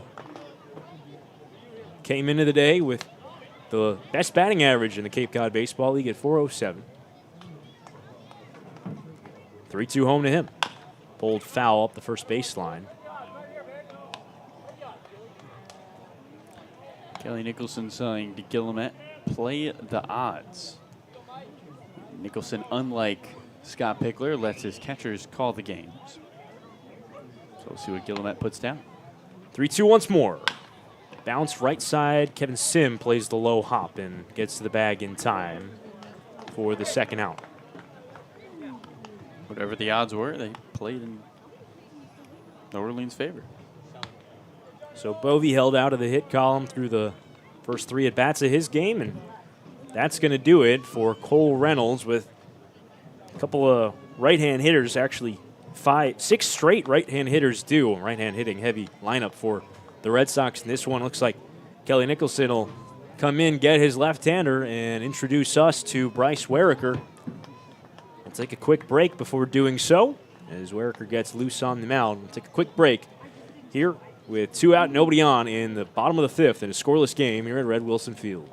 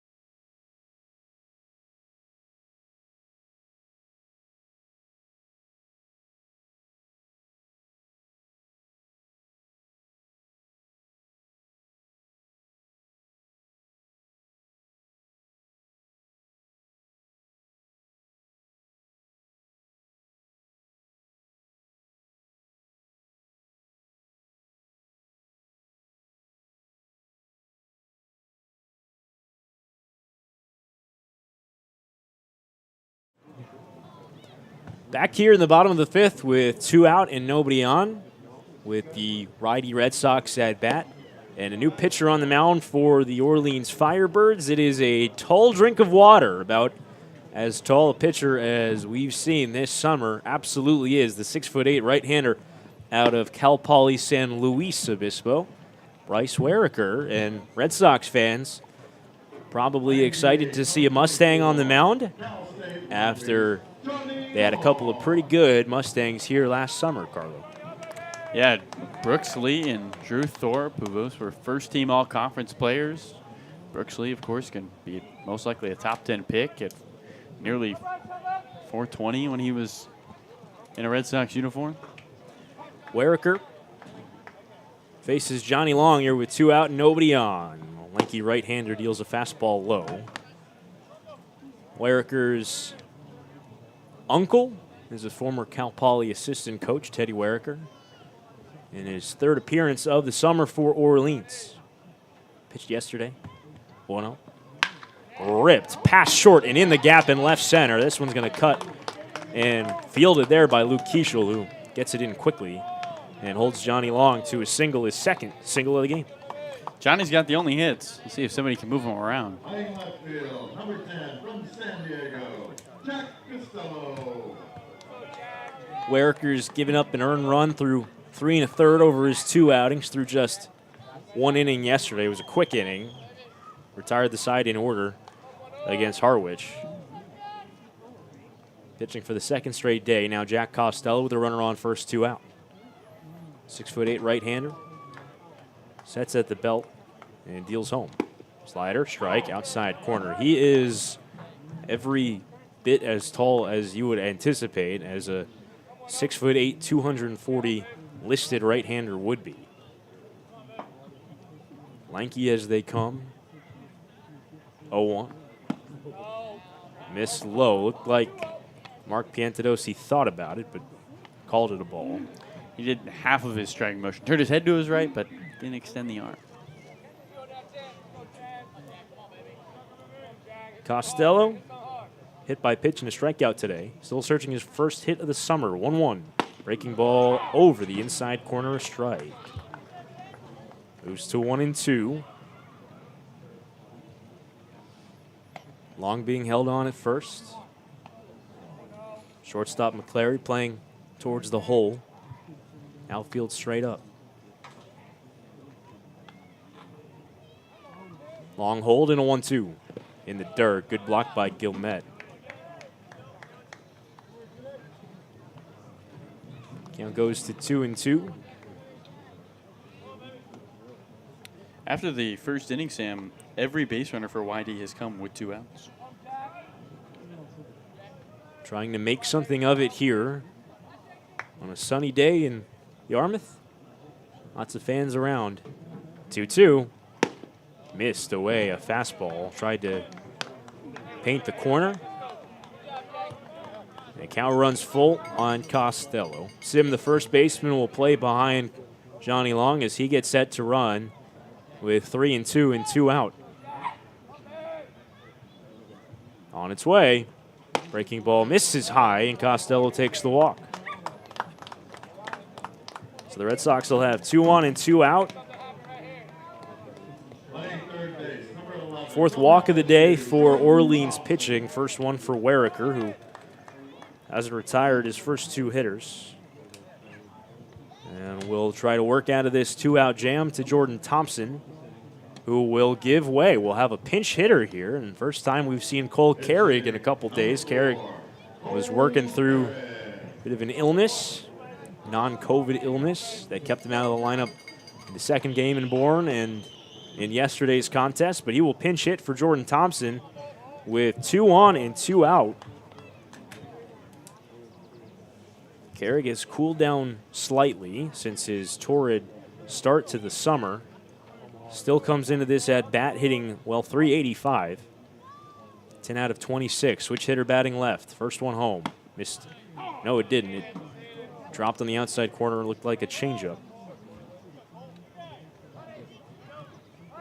So Thompson finishes the day with a pair of strikeouts. Still trying to find his footing here this summer. 0-1 count with 2 on, 2 out to Cole Carrick. On its way. Miss low. 9 of Carrick's 10 hits are all singles, with a home run he hit at Eldridge Park on opening day. That was batting right-handed. Here in as a lefty. 1-1 home. Strike, inside corner fastball. Cole last played in the 4-2 win in the opener of the doubleheader against Bourne. Took 2 at-bats, then was lifted later in the game for defense. Went 0 for 2 with a walk. Costello on at first, Long on at second with 2 out. 1-2 to Carrick. And it hit him, and he's down in a heap. That ball got him off the foot. He's slow to get up, but does get to his feet and shakes it off. Another hit batter. They say no swing, so it is a hit by pitch on Cole Carrick. That one came in and got his foot. The 4th hit by pitch of the game for the Red Sox, which, yes, that is a lot. Still not really close to the record that the Red Sox have set already once this summer. We're getting there, though, over halfway. Just need 3 more. Only took about 3 1/3 innings to get those 7 in that record in that game against Harwich that the Red Sox won 11-0. Back on June the 18th, Hunter Haas will hit with the bases loaded in 2 outs. First one coming to Hunter. Slider, outside corner, strike. Haas is 0 for 2, a strikeout and a sharp line out to the right fielder. Bryce Weriker came in with 2 out, nobody on. Gave up a sharp single, a walk, a hit by pitch. 0-1. Another slider, another strike. Already some movement behind Weriker in the Orleans bullpen. It's Cooper McKeon, the BYU left-hander. But an 0-2 count on Hunter Haas with the bases loaded and 2 out. On its way, lifted foul. A fastball. Hunter will see another. And if Haas is unable to come through, Sam, Whitey would have 10 left on the base pass through 5 with only 2 hits. Haas seeking his first RBI of the season. 0-2. Chopped foul, another breaking ball. Count remains 0-2. Haas came into this game a .250 hitter with a pair of doubles. He's not yet driven in a run. But this as big a spot as the Red Sox have had in this game. First time they've had a runner to third in this game. The bases loaded, 2 out. Another 0-2 home to Haas. Upstairs, a fastball. Count 1-2, and Weriker is throwing hard.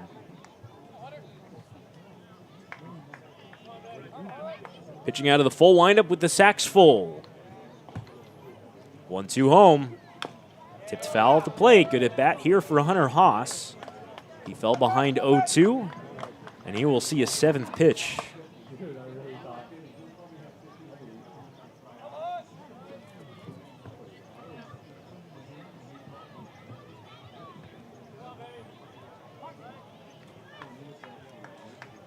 Weriker hasn't retired a hitter. He's already up to 17 pitches.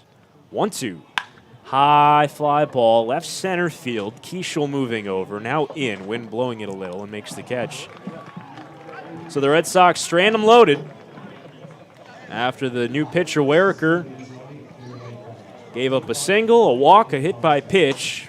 Hunter Haas unable to get any of them home. At the end of 5, Orleans with 0, the Red Sox with 0. Eric Yost back to the mound when we come back.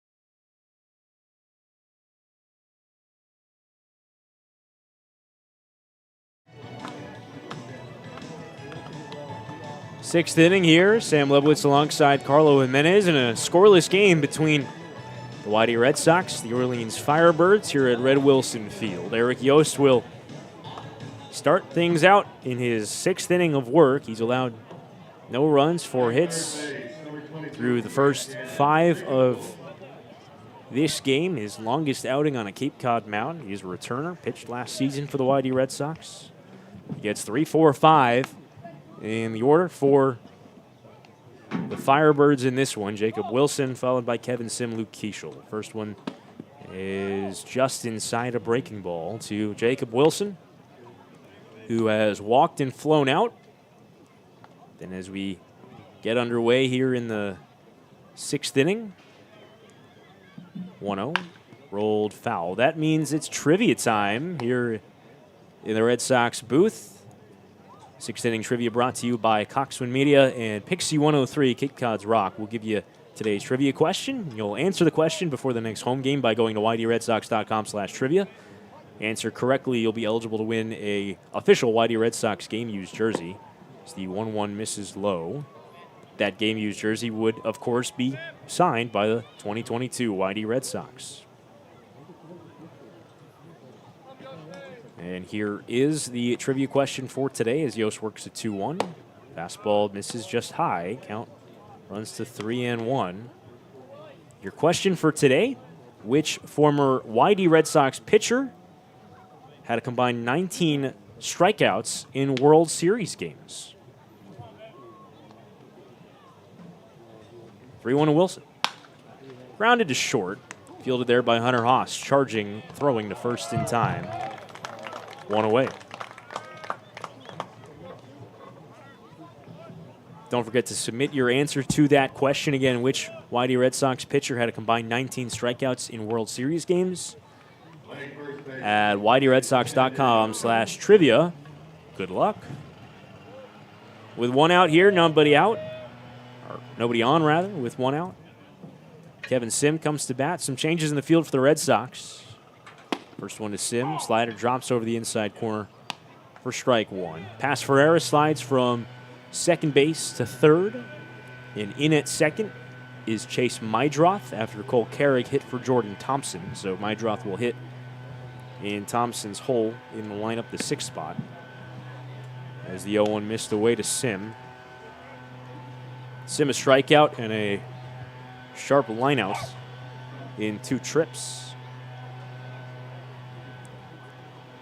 1-1. Strike inside corner. And with Jordan Thompson out of this game, Coach Pick is robbing us of one of our talking points about Jordan Thompson and Kevin Sim, who grew up playing baseball together out in San Diego. Grew up with Sim playing third and Thompson playing short on travel teams. 1-2. Inside and hit him right on the forearm, I think.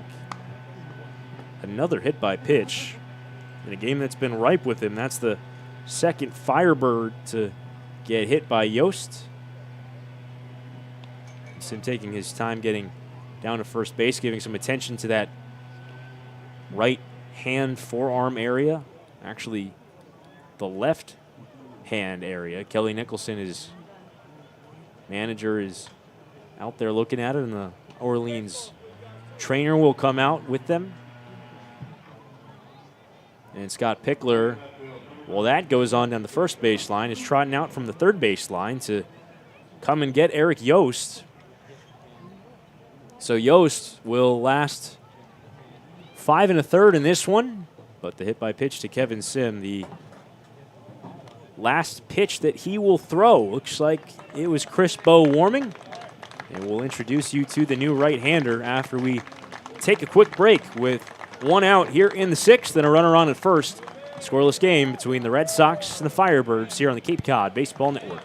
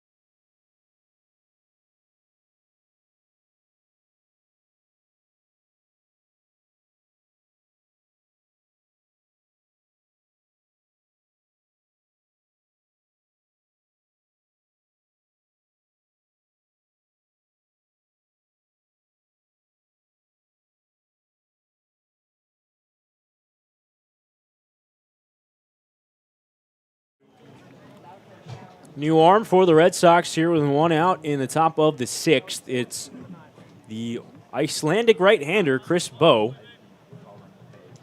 who comes in and makes another appearance for the Red Sox this summer. His 3rd game out of the bullpen. He's thrown 7 scoreless frames. He's given up 3 runs, but none of them earned. He's struck out 8 over 7 innings with 3 walks, 6 hits allowed. He faces Luke Keeschel, who he's faced twice this summer. Keeschel's 1 for 2 against him. He takes over a spot with Kevin Simon at first after his hit by pitch and 1 out. First one to Keeschel. Breaking ball drops in for a strike. Keeschel in this game has a strikeout in his last at-bat, a single before that.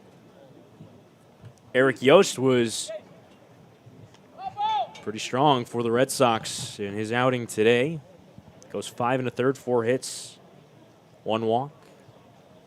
0-1 to Keeschel. Fastball misses up. Yost hit 2 batters, struck out 3. Has no runs as of now on his ledger, but Simon at first is his responsibility. Chris Bowe trying to keep this game scoreless here with 1 out in the 6th. 1-1. Swing and a miss. Waves at a slider. That excellent breaking ball from Chris Bowe, who has some of the best stuff on this team. You were talking pregame with the analytics intern. I suppose that would be the title you would call Jake. We asked him who's got the best stuff around, and he said probably Chris Bowe. 1-2. Missed away. Another breaking ball. So that the slider really plays up. That it's got a lot of horizontal break to it. You see why he was the number 2 ranked JUCO product this past year. Gotta trust Jake's word. He's seen a lot of baseball this summer. 2-2. High shot to left. Costello moving back towards the corner. Forget this. Luke Keeschel keeps one fair down the line. A long 2-run home run to break a scoreless tie.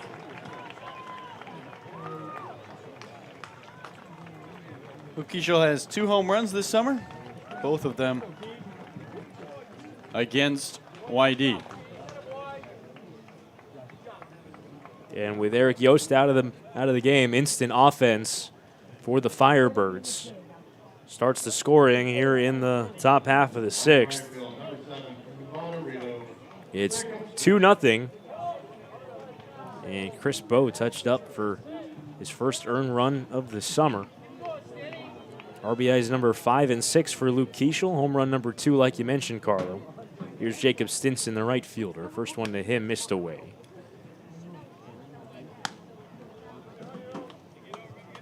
So that puts an earned run on Eric Yost's tally as well. Final line for him, 4 hits, a run, 1 walk, 2 hit by pitches, 3 strikeouts. 1-0 to Stinson. Strike fastball down the middle. And that one had a loud sound to it. That home run by Luke Keeschel. We haven't seen many here, Sam, despite the short porch in center. Red Sox have hit just 2 home runs themselves in this ballpark. 1-1, fouled off. And outside of the Honeyman home run in that June 17th game, I'm not certain off the top of my head that we've seen another road home run as well. So Red Wilson Field, which has the reputation of being a hitter-friendly ballpark. 1-2, rolled to the right side, right at second baseman Mydroth, new into the game. Throws out Stinson for the second out. Red Wilson Field, that has the reputation of being a hitter-friendly ballpark, has actually played rather large so far through this season, but Keeschel making it look small once again on that 2-run homer. Tommy Hopfe, the hitter. 0 for 2, a strikeout. The DH for Orleans.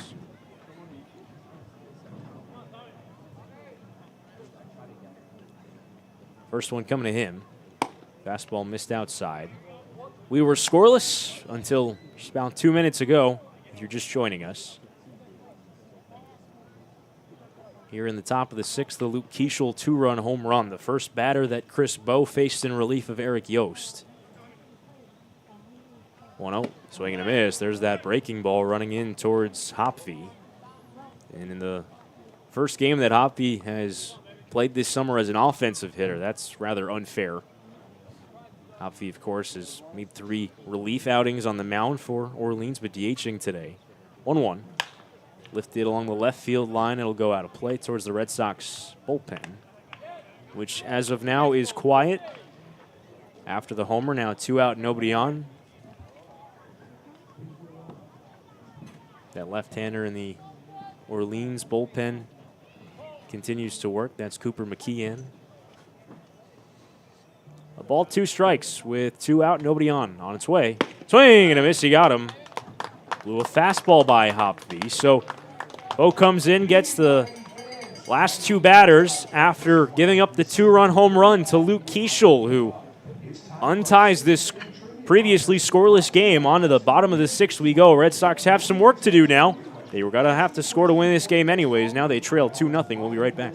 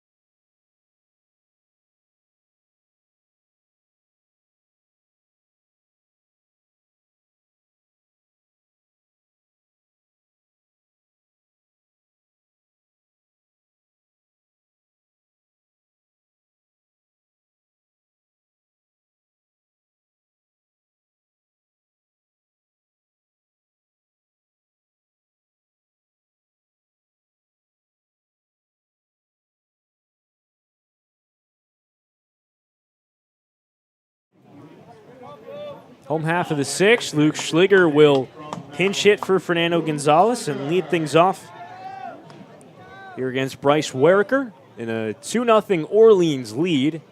Home half of the 6th. Be Schliger followed by Homer Bush and Caden Connor. First one coming home to Schliger is pulled foul up the first baseline.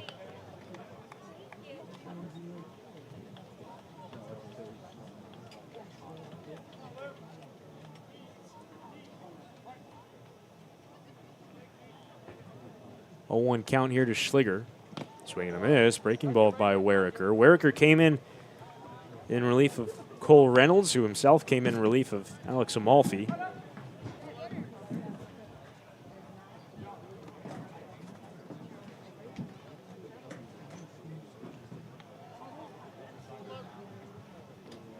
Oh, 2 to Schliger. Upstairs. Chase Mydroth is out on deck for the Red Sox. He came in the game to play some second base. And unless we missed something, did Cole Carrick stay in the game in center for Homer Bush? Up the middle by Schliger on the 1-2. Fielded charge there by Furman, throwing a first in time. Yeah, it looks like Sam Carrick is still in the lineup. And Homer Bush is not, so Carrick in center. Playing second base, number 14, from San Diego, Chase McGraw. So Chase Mydroth, right-hand hitter, will hit here with 1 out. Red Sox trailing here in the 6th, 2-0. First one.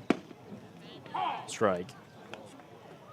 Outside corner there by Werricker, who struggled in relief of Reynolds with 2 out. He came in, nobody on. 3 straight reached against him. 0-1. Slider away. but got Hunter Haas on a fly ball to strand 3. He's retired his first hitter here in the bottom of the 6th. Now stick to a 2-0 lead. 1-1 to Mydroth. Slider, outside corner strike, says Mark Piantadosi. Mydroff shaking his head before the call. He didn't agree with that one. Close pitch, didn't break his way. Ball 2 strikes on its way in the dirt. Good leave there by Mydroth, who joined the Red Sox ahead of the doubleheader in Bourne. Right-handed hitter out of University of San Diego. 2-2 upstairs. So the count runs full. Mydroth just 1 of 9 to start his summer.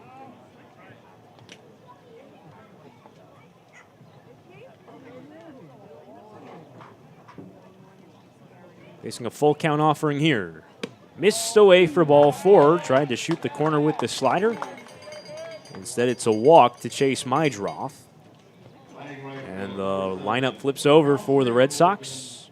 Caden Connor will face a new arm as Kelly Nicholson is out to come get his tall right-hander.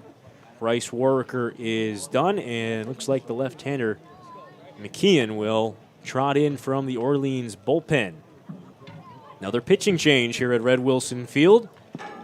We'll introduce you to the new left-hander when we come back.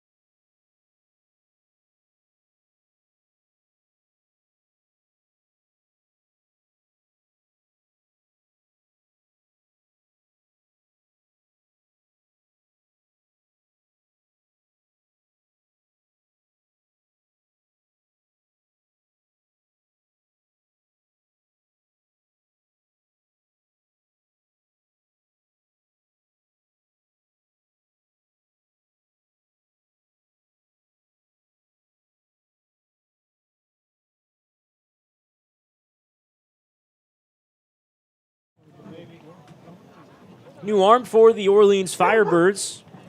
Here with a runner on first and 1 out. It's the left-hander out of BYU, Cooper McKehan. A Cape Cod League returner, but a first-time Orleans Firebird pitching in his 3rd game of the summer. Get to allow an earned run across his 2 outings.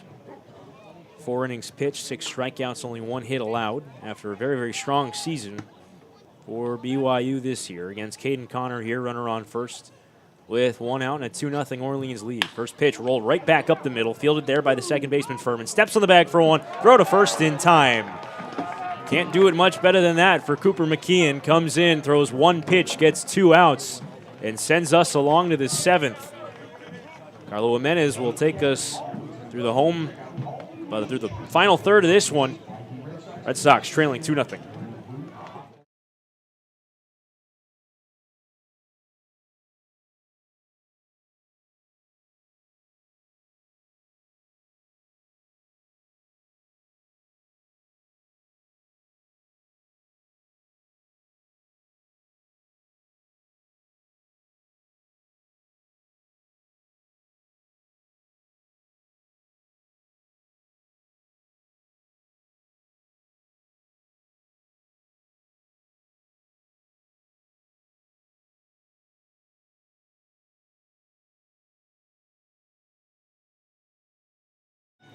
No summer in YD Red Sox Nation would be complete without our youth baseball clinics, where boys and girls ages 5 and up can learn the game of baseball and the importance of sportsmanship. Kids get to master the fundamentals of the game and sharpen their skills in a fun baseball clinic taught by Coach Pickler and the future major leaguers on our roster. For more information, go to ydredsox.com/clinics. This year's youth baseball clinics are proudly sponsored by the Salty Dog Group of Keller Williams Realty, MP Sports Cards, and Giardino's Family Restaurant. The Yarmouth Dennis Red Sox and all the kids, thank you. You can scan that QR code on our screen and learn more about our youth clinics. I'd love the chance to learn from Scott Pickler, and the kids 5 to 18 get a chance. Sam, unfortunately, I am too old. As am I, but that would still be nice to take part. Maybe some video content opportunities there. Always thinking content, Carl. The age of content creation. In fact, we had some new content out today, didn't we? We'll have some out in the future. Yeah, the first episode of Red Wilson Whiffs today dropped on our Instagram, Twitter, YouTube, and Facebook, where we talk to pitchers about their best pitches. We begin the top of the 7th. 2-0, the Orleans Firebirds lead the YD Red Sox, and Garrett Gilmet, right into batter, looks at a first pitch slider that misses away from Chris Bowe. In relief here for Eric Yost. Bowe on his way to be a Wildcat in Tucson. Here's the 1-0. Fastball catches at the knees. 1 ball and 1 strike. So I'm sure these two will see each other in the near future when the Pac-12 season rolls around. Bowe going from the College of Southern Nevada to the Wildcats. Here's the 1-1. Gilmet swings and slices one down the right field line, foul. As a couple of fans dodge it. Good crowd down that line and right. A ton of people hanging out on the picnic tables. And fans sticking around with their sweatshirts on here on a chilly Wednesday afternoon at Red Wilson Field. The YD Red Sox looking for back-to-back comeback victories. 1-2. Bowe deals a slider away. 2 balls, 2 strikes. A win today for YD. Coach Pickler would tie John Schiffner for the most wins by a field manager in Cape history. But the offense just 2 hits. 2-2. Gilmet rockets one into left field, a base hit. Garrett Gilmet did not have a knock coming in today. He has 2 on the afternoon. And the USC Trojan is aboard as up comes Nick McClary.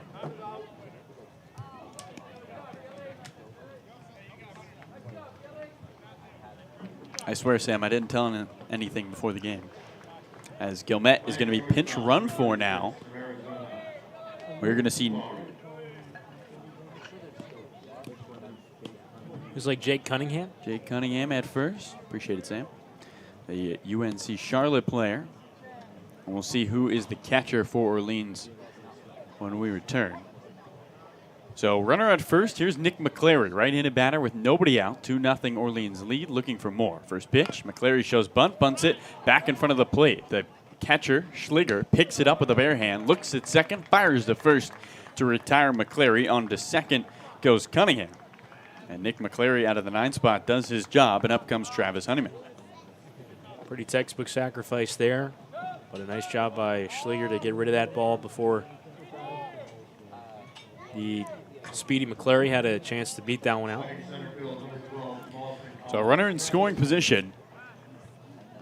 And in stands Travis Honeyman. Last week's Cape Cod Baseball Player of the Week. The first honor of the summer. Honeyman flew out to center, singled in the first, and was hit by a pitch. Cunningham with plus speed at second. Honeyman trying to bring him home as a plane flies overhead.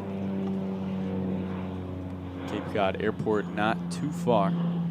Flag just swaying back and forth in left. Sun peeking out from behind the clouds now as it bathes Red Wilson Field. Infield starting to be covered in the shadows. And Travis Honeyman looking to give his team some insurance in the visitor half of the 7th. 2-0 the lead for the Orleans Firebirds, looking there for their first win over YD in 1,000 days. The pitch. Honeyman takes a fastball on the outer edge from Bowe. No balls and 1 strike.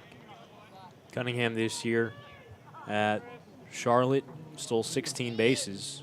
Also had 3 triples, so you're right, Carlo. Guy who can run should probably score on a well-placed single. No balls and 1 strike to the open stance of Honeyman, 0-1. And he swings and hammers one into left field, going back to left fielder Costello, looking back, and it's foul. Honeyman almost had his 4th home run of the summer. Would have been a league-leading 4th home run. Instead, just to the left of that pole down the line. And he's in the hole, no balls and 2 strikes. He turned on that one. Boy, did he ever. That was certainly home run distance. And off the bat, I thought it was gone, but just a hair out in front of it. A little too quick inside on that fastball. Honeyman, who had a home run yesterday against Harwich, waves the bat, belt high, steps in with the right foot. Now the left. A healthy lead at second for Cunningham. 2-0. Orleans leads YD. 1 out, top 7, 0-2. Slider. Honeyman lifts it into center. Carrick, the center fielder, coming in on the light jog, makes the catch. Staying at second base is Cunningham. There's 2 away. Carrick in there for Homer Bush Jr., his first time a ball goes his way. And up comes the left-handed bat of Nate Furman. So 2 UNC Charlotte 49ers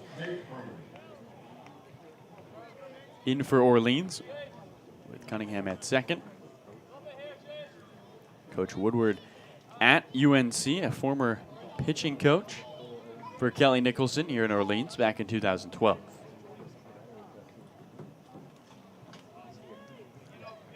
Two out, 2-0 lead for the Orleans Firebirds. YD trying to keep this a 2-run game. Bo's pitch, and the left-handed bat looks at a changeup low.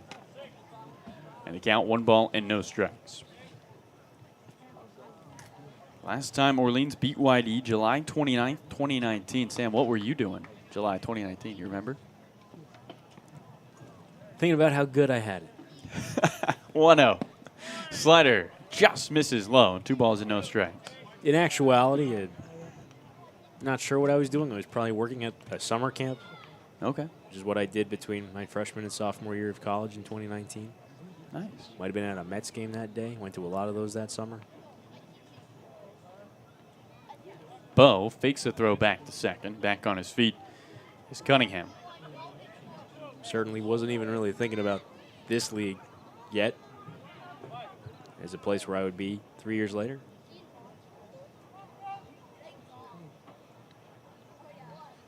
Orleans looking to end the drought against Scott Pickler.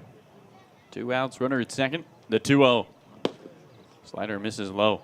Crispo really trying to paint the back door with the slider, Sam, but he's been unable to drop it into the zone. Now 3 balls and no strikes to Furman with Jacob Wilson on deck.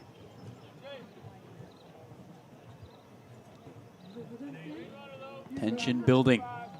Sweaty palms here at Red Wilson. 3-0. Fastball low. A walk to Nate Furman on 4 pitches. And in stands the best hitter for GCU. It's Jacob Wilson with 2 on and 2 out. With a 2-0 Orleans lead over YD. All day we have talked about how the Red Sox have left 10 on base. Orleans has left 6 of their own. And looking to bring home a couple more runners and add to their lead. Neither team has played perfect. The Firebirds winning 3 in a row, trying to make it 4. Would be their first 4-game winning streak since early June of that 2019 season.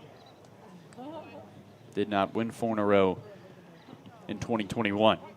A lead at second for Cunningham. A lead at first for Furman. Good speed on the base paths for the righty Jacob Wilson. Bat bouncing off his right shoulder. First pitch. Fastball low. 1 ball and no strikes. Wilson with those Lightning McQueen cleats on.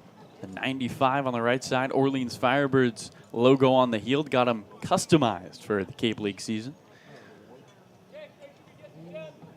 Says he feels fast wearing those cleats. 2 on, 2 out. The 1-0. Slider on the outside part of the plate. 1 ball, 1 strike.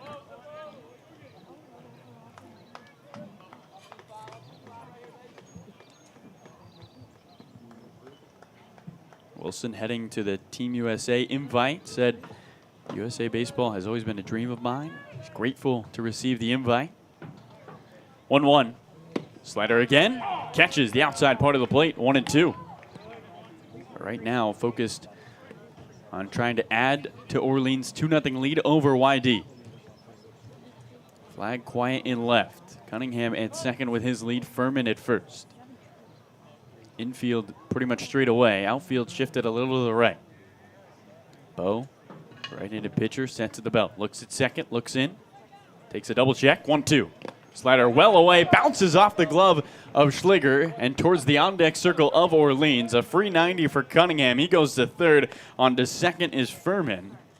And now 2 in scoring position with 2 outs and a 2-2 count. Deuces are wild, and Chris Bowe needs an awfully good pitch here against the batter Wilson.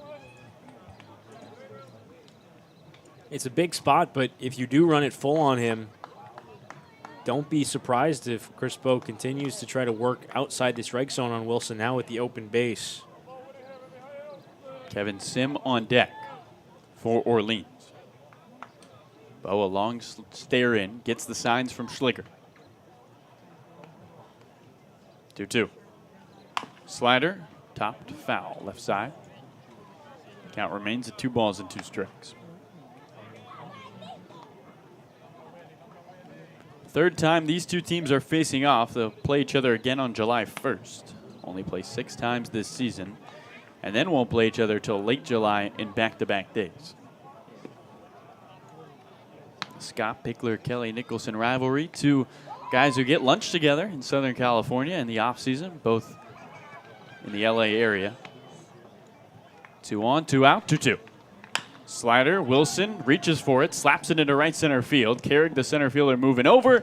He calls his own number and comes up with a baseball. 2 left on 1 hit. No runs come across, and Chris Bowe protects the advantage and keeps it at 2. We head to the bottom of the 7th inning. 2-0 Orleans leads. YD looking for some offense here at Red Wilson.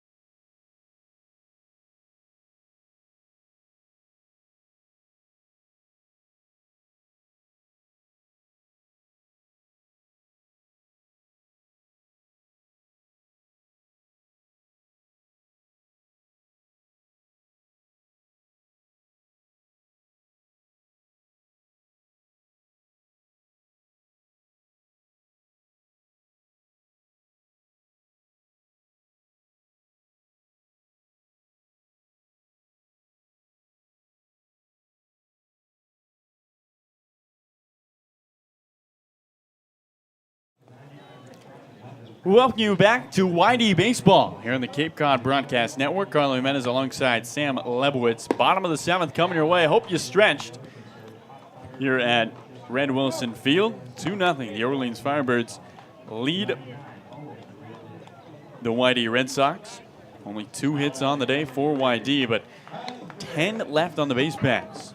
We've seen 4 hit by pitches by Orleans pitchers and 5 walks. And the Red Sox just unable to take advantage so far. New catcher is Connor Burns for this Orleans team.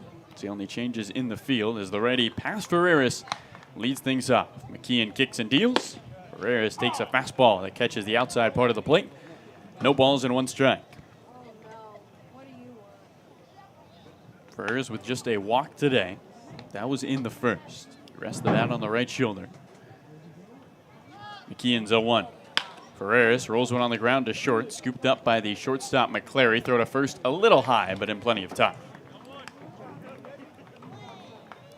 Ferreris is down on 2 pitches, and up comes Mike Bovee with 1 out. Bovee in danger of not getting a hit today. That's happened in all but 2 games this season. 2-0 Orleans leads YD, looking for their first win against the Red Sox since 2019. Lefty on lefty. McKeon comes, sets, and deals. Bovee looks at a fastball that nicks the inside part of the plate. Count, no balls and 1 strike. The Summit League Player of the Year with batting gloves with huge holes on the backside. Here comes the 0-1 to Bovee. Big curveball misses inside. 1 ball, 1 strike. Asked Mike in batting practice, hey, gonna get some new gloves? Half of it on his right hand is missing. And Mike said, well, you know, it's ventilation.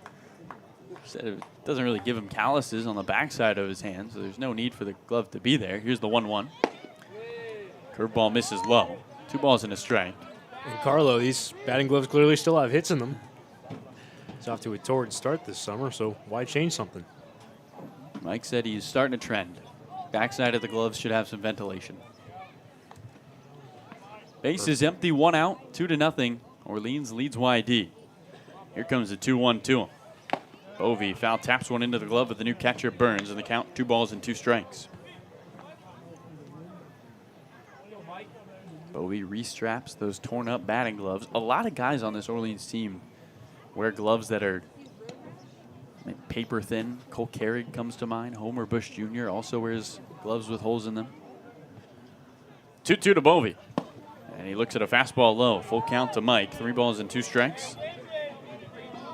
YD just needs 1 base runner to bring the tying run to the plate. Trying to get Coach Pick win number 539, which would tie John Schiffner for the most wins on Cape all time. 3-2. Bovee takes ball 4 low. There's the base runner, and here comes the tying run. It's Johnny Long, who has both hits today for the YD Red Sox, putting on a show for his parents, who've made the trip all the way from Orange, California, in attendance at Red Wilson Field. As the Long Beach State Dirtbag digs in, right-handed batter with Bovee at first. 1 out, 2-0. Orleans leads, bottom 7. McKeon deals. Long swings and curls one down the right field line, foul. No balls and 1 strike. The infield now blanketed in the shadows. A sliver of sunlight on the right side, just in between first base and second, and the outfield all in the sun. Flag stoic in left. McKeon staring at first where Bovee leads. 0-1. Long with a half a swing. He goes around, not happy with himself. He spins, kicks his bat with his left shoe. And he's in the hole, no balls and 2 strikes. Despite just the 2 hits today for this YD team, everyone but Hunter Haas and Caden Connor has reached. A lot of guys have been walked. A lot of guys have been hit by a pitch. Bovee at first, 0-2. Long takes strike 3 on the outside part of the plate as the changeup catches the zone. There's 2 away. And we get a pinch hitter now. Jack Costello being pinch hit for by Luke Franzoni. And Sam, Scott Pickler knows that with 1 swing, YD can tie this game. If there's one guy in this lineup who can do that, it's the guy who hit 29 home runs in the spring, Luke Franzoni. And he's hit 2 home runs this summer, both coming against Orleans. Pickler firing his silver bullet here. Bovee at first pitch to the righty, and he looks at a slider on the outside part of the plate. No balls and 1 strike. Franzoni against the rest of the Cape is 0 for 13. Against the Orleans Firebirds, he's 4 for 8 with 2 home runs. Right-handed batter with a whole lot of power.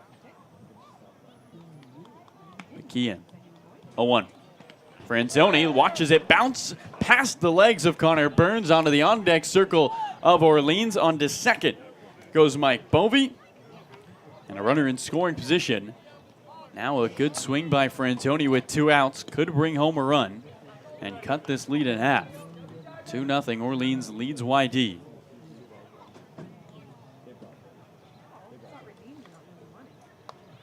These two teams facing off for the 3rd time this summer. They tied on opening day 4-4. YD won in dramatic fashion in a walk-off here at home 5-4. Round 3, 1-1. Franzoni swings and misses. Cooper McKeon reaching into the bottom of his bag like he's digging for fries on that one, and the count 1 ball and 2 strikes. Bovey at second. McKeon with the ball behind his belt, stares in, bent over at the waist, comes set, letters high. 1-2 count to Franzoni. Here it comes. Swing and a miss. He strikes out on the changeup, and that does it for the bottom of the 7th. 1 walk, 1 left on. Back-to-back strikeouts for McKeon. Ends the 7th inning. To the 8th we go. Time running out for the YD Red Sox. 2-0. The Orleans Firebirds lead.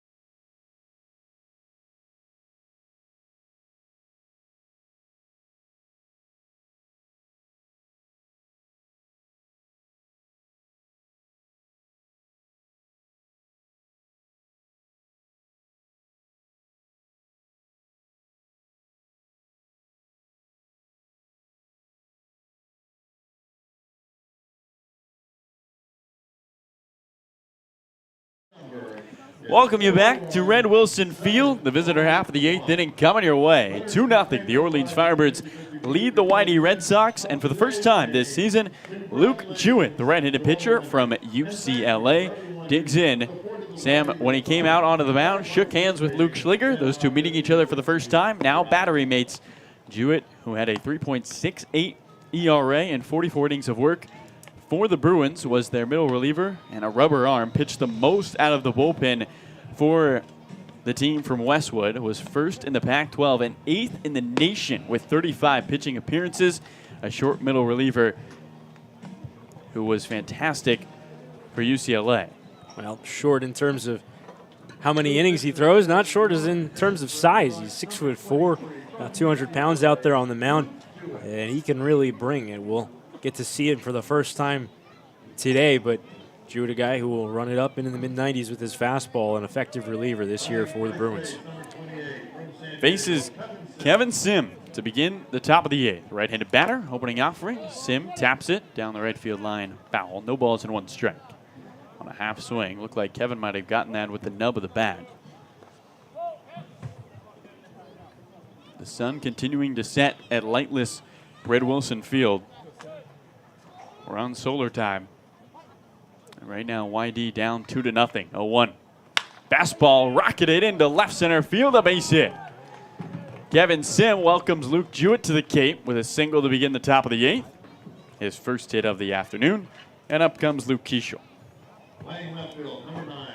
Like Sim may have gotten that one off the end of the bat. Makes up for the line out he had earlier in this game that he really hit on the screws. They tend to even out that way. Sometimes you hit one on the screws right at someone. Next time up, you come up and hit a little soft liner over the shortstop's head. So 2-0, the lead, and in big part due to this guy right here, Luke Keishel, right-handed batter who obliterated a baseball down the left field line in his last at-bat. First pitch, look out, comes in on him as he turns his back. Schliger, who was set up low and away, had to slide into his left to snare that baseball, keep it in the field of play, and keep Sim at first. Keishel's home run, the difference today. 2-0, the Orleans lead. Top 8. 1-0. Misses low. And the count, 2 balls and no strikes.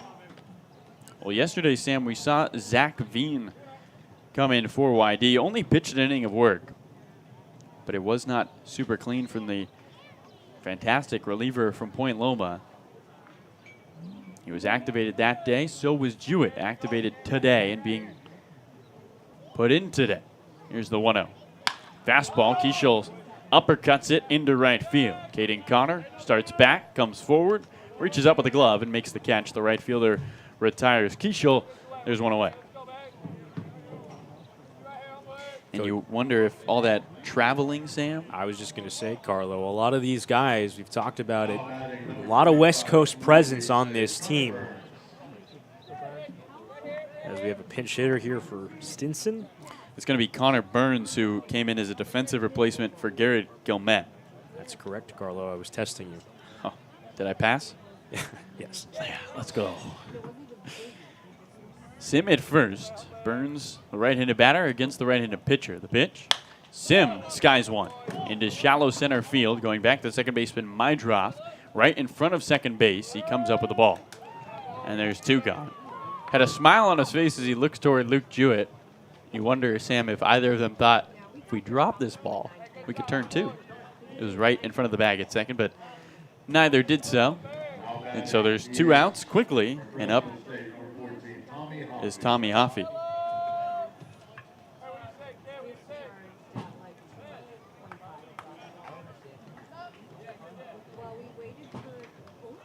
Hoffey, in his first day as a batter with Orleans, swings and misses the first pitch. Changeup he chases. Left-handed bat, struck out in his last 2 at-bats. Designated hitter and two-way guy for Fresno State. It was pitched 3 times, twice against YD, now batting against him. A 1.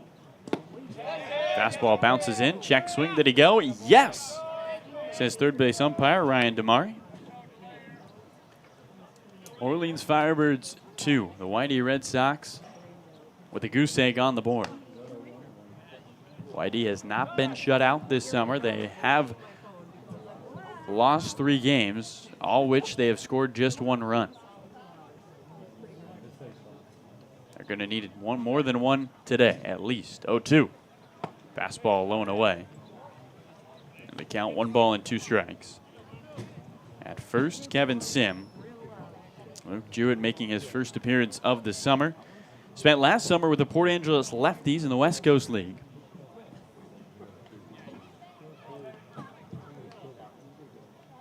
From the third base side, the 1-2. Fastball well up and away. 2 balls and 2 strikes. Jewett from Ladera Ranch, California. Former home of 4-time NBA champion Klay Thompson.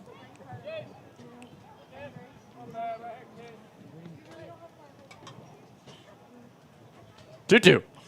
Swing and a miss. Got him on the changeup, ball in the dirt. Scooped up by the catcher Schliger. Lofts to first. And that ends the top of the 8th inning. A leadoff single, but Jewett works around it, retires the next 3, and gets a couple of high fives from the dugout. Bottom of the 8th coming your way. It's YD trailing the Orleans Firebirds 2-0. Can the Red Sox find some offense?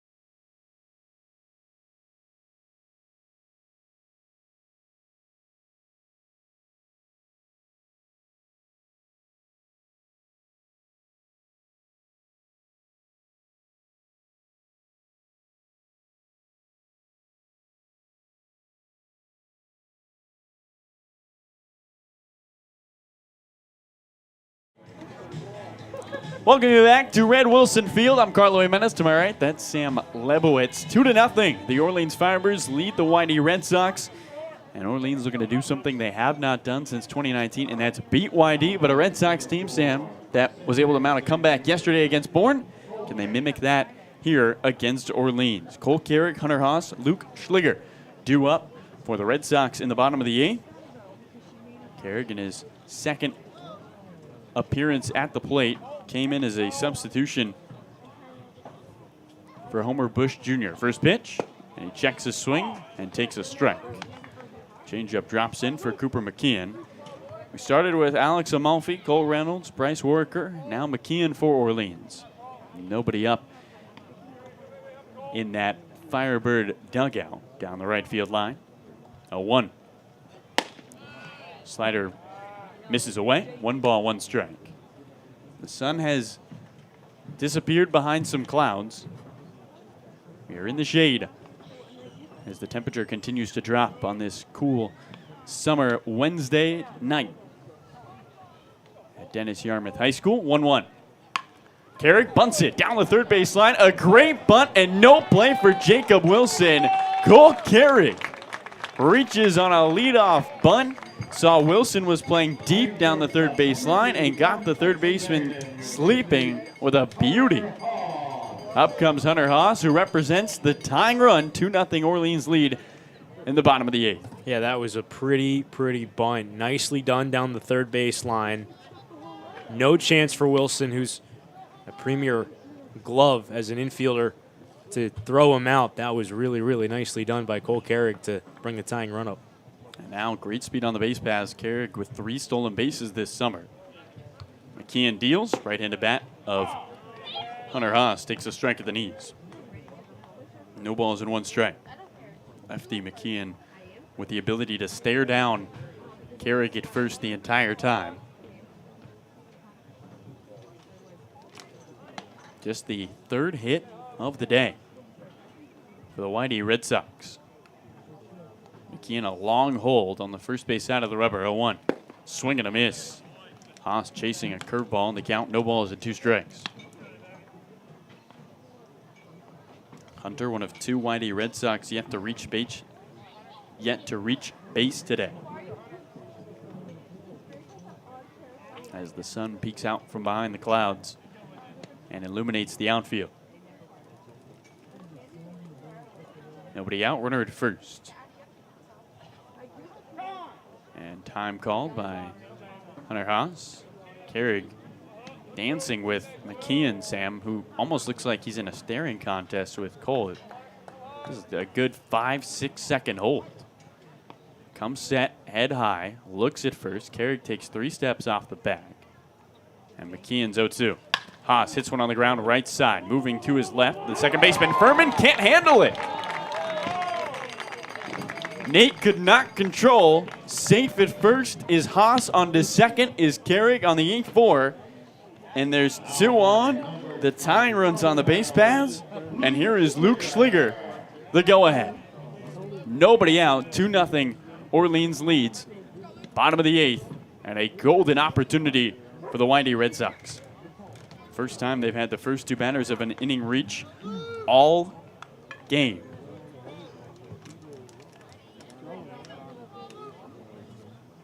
Terrific speed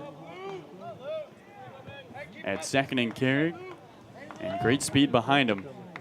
Haas at first. Corner infielders are in on the lip of the grass. Lefty Schliger shows a bunt, pulls it back, takes a strike down Broadway. No balls and 1 strike. If you're just joining us, the difference in this game is the bat of Luke Keishel. 2-run home run to left in the 6th. It's all the offense we have had. But the Red Sox were the first 2 batters of the bottom of the 8th reaching a chance here. No balls and 1 strikes to Schliger. Swinging away, he swings and misses, and it's 0-2. Warming up in the pen for Orleans, A.J. Lubla, who the Red Sox saw on opening day at Orleans in their 4-4 tie. Schliger trying to be a productive out at least. 0-2 to him with 2 on and nobody out. McKeon's pitch. Curveball above the zone. 1 ball and 2 strikes to Schliger, who's got the best eye on this YD team. 8 walks for him in 13 at-bats. He's almost even in at-bats and walks. Just 2 strikeouts for the left-handed batter. From the first base side of the rubber, McKeon looks at second. Carrick is bouncing up and down, and Schliger calls time. McKeon picks up the rosin bag behind the mound, jiggles it in his right hand, looks towards his shortstop, McClary, who runs through some signs, pats his left arm a couple of times. And now McKeon looks in, looking for signs from his catcher, Burns. 1-2. Schliger stops. Did he go? Yes. Home plate umpire Mark Piantadosi says Schliger went around trying to put the stop sign on. And there's the first out of the 8th. It's a strikeout to Luke Schliger. Here is Chase Mydroff, the 9-hole hitter, batting for Homer Bush Jr., who was in the 9th spot to begin this game. Mydroff just 1 hit in his 10 at-bats. Can he move him around? Represents the go-ahead run. Tying run, Hunter Haas is at first. Cole Carrick at second. 1 out, 2-0. Orleans leads YD. Red Sox looking to get Coach Pickler a monumental win on this Wednesday afternoon. First pitch. Fastball well away. 1 ball and no strikes. A win today would tie John Schiffer, the most wins by a field manager in Cape League history, 539. Just ridiculous from Coach Pick. Flag quiet and left. Infield in the shade. McKeon's 1-0. Bounces in the dirt. Burns does a good job dropping to his knees and using the chest protector to keep it in front of him. But 2 balls and no strikes now to Mydroff. Jay should get something good to hit here. First team all-conference member in the West Coast Conference. Hit 10 homers this year for the Toreros. And certainly as a hitter's count here. And Chase told us before his first home game yesterday that he's got eyes on that center field fence at least some point while he's here with the Red Sox. His 68 hits were second in the West Coast Conference. As he calls for time. Pace of this game slowing down. The tension increasing. Carrick with his hands at his hips and fantastic wheels underneath him. Leads at second. Haas at first. Here comes a 2-0. Mydroff fouls one back to the screen. Fastball, he gets under it. And the count, 2 balls and 1 strike. He had one to hit there that was out over the plate, and he put a good swing on it. Usually when a guy fouls one straight back, it's a pretty good indication, at least timing-wise, that they're right on a pitch. Bottom 8, Orleans 2, YD still looking for their first run. 2 on and 1 out. Can they deliver in the late innings against Orleans? McKeon staring at second, 2-1. Fastball misses up and away. 3-1 count to Chase Mydroff. Caden Connor, the leadoff hitter, awaits his turn on deck. YD has left 11 on the base pass here today. Despite their 3 hits, they've been gifted a lot of base runners. And they figure it out late. 2 on, 1 out. Here comes a 3-1. Runners go. Swinging a foul down the right field line. Over the seats. A couple of fans down that right field line have continued to move towards the bullpen of Orleans, trying to stay in the sun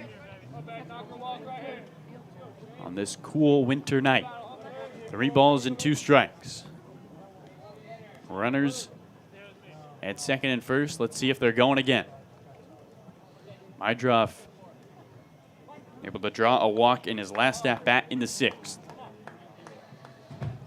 McKeon sets the belt. A big exhale. 3-2, runner goes. Swinging a foul. Back towards the concessions. And we'll try it again. Can hear a pin drop here at Red Wilson Field. It is dead quiet. Everybody wearing YD gear, waiting for their team to get on the board offensively. Orleans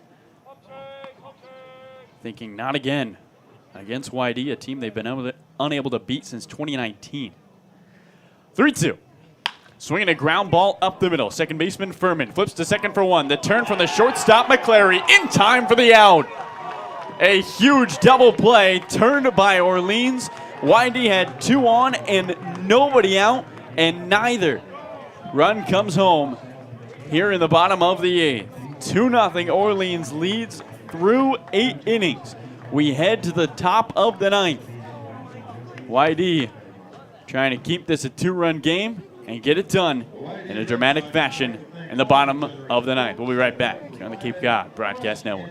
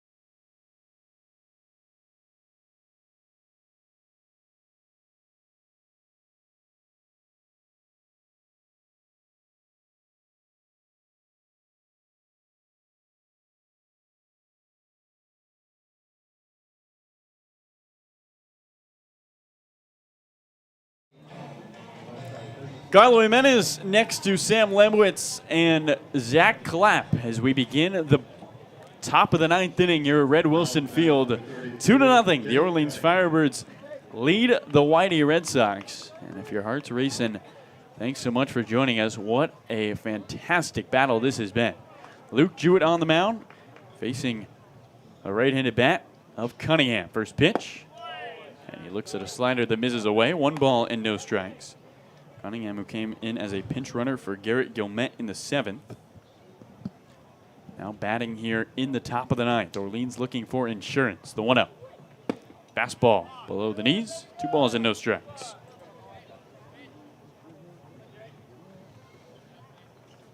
UNC Charlotte 49er Jake Cunningham.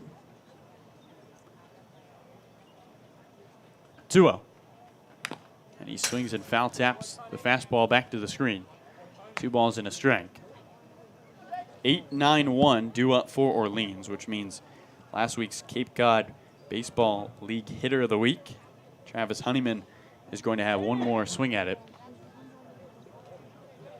2-1. Fastball on the outer edge. 2 balls, 2 strikes with the bases empty and nobody out. Orleans a 2-0 lead.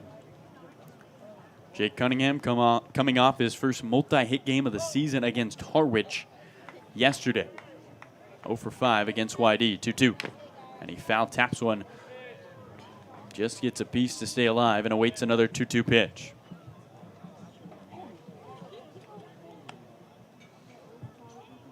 A guy who was 3rd on the 49ers in average, 2nd in stolen bases. Somebody who might cause a lot of commotion on the base paths. Jewett gave up a single to Sim to begin his outing, but has sat down 3 in a row. 2-2. Fastball misses away.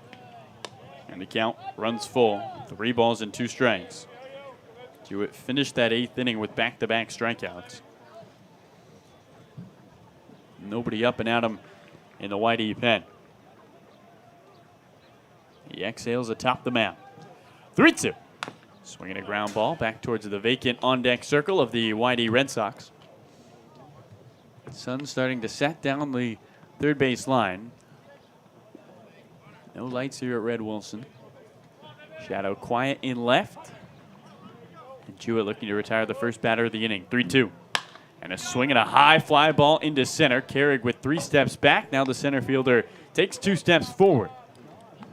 And there's one away in the 9th as Carrig is able to reel it in with the glove.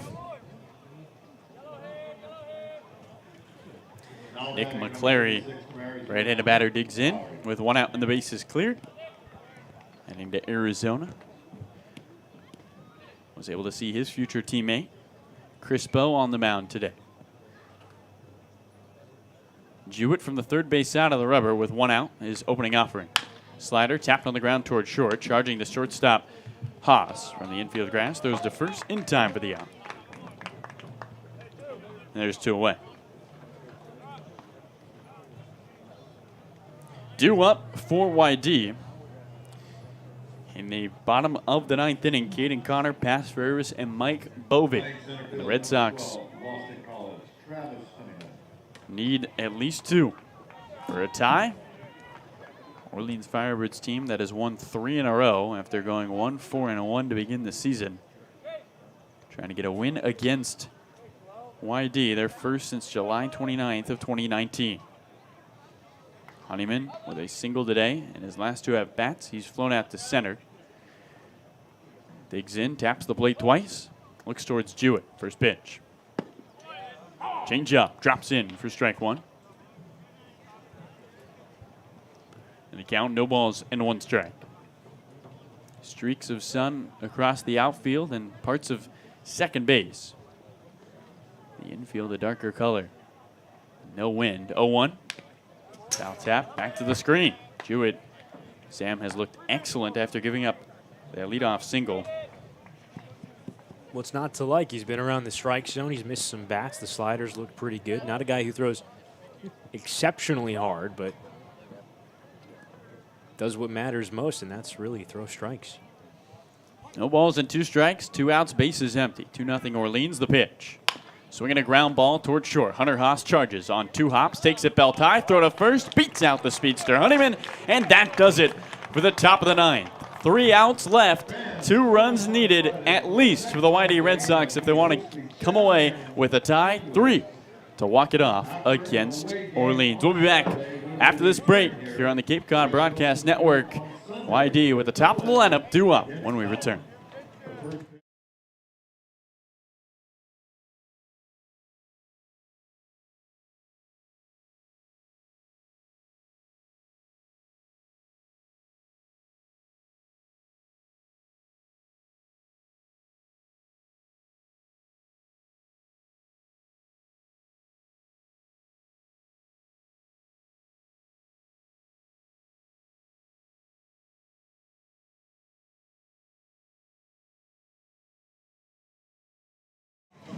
We welcome you back to Red Wilson Field. Carlo Jimenez alongside Sam Lebowitz.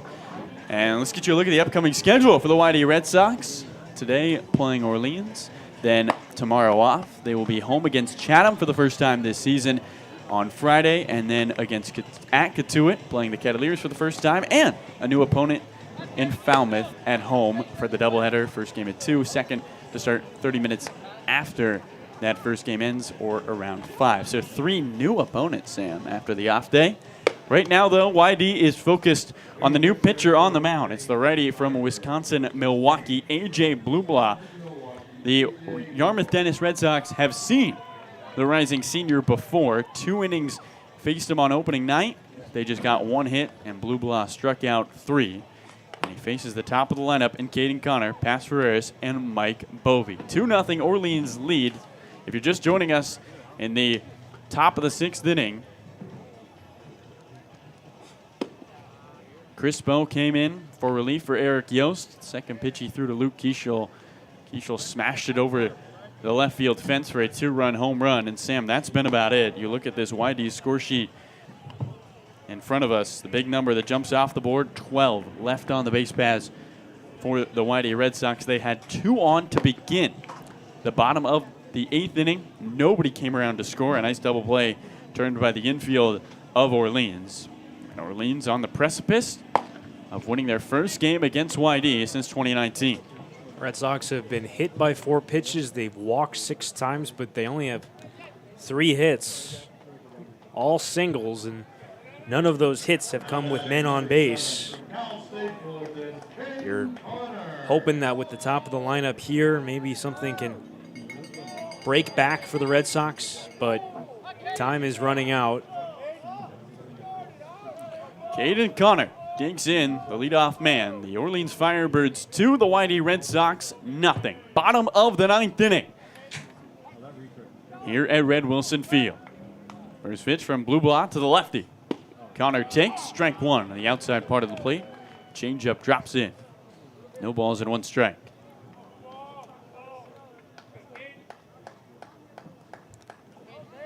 A win for YD would be number 539 for Scott Pickler. 0-1. Connor fouls one back to the screen. Quickly, no balls and 2 strikes. Would be his. Make Pickler tied with John Schiffner for the most wins by a field manager ever on the Cape.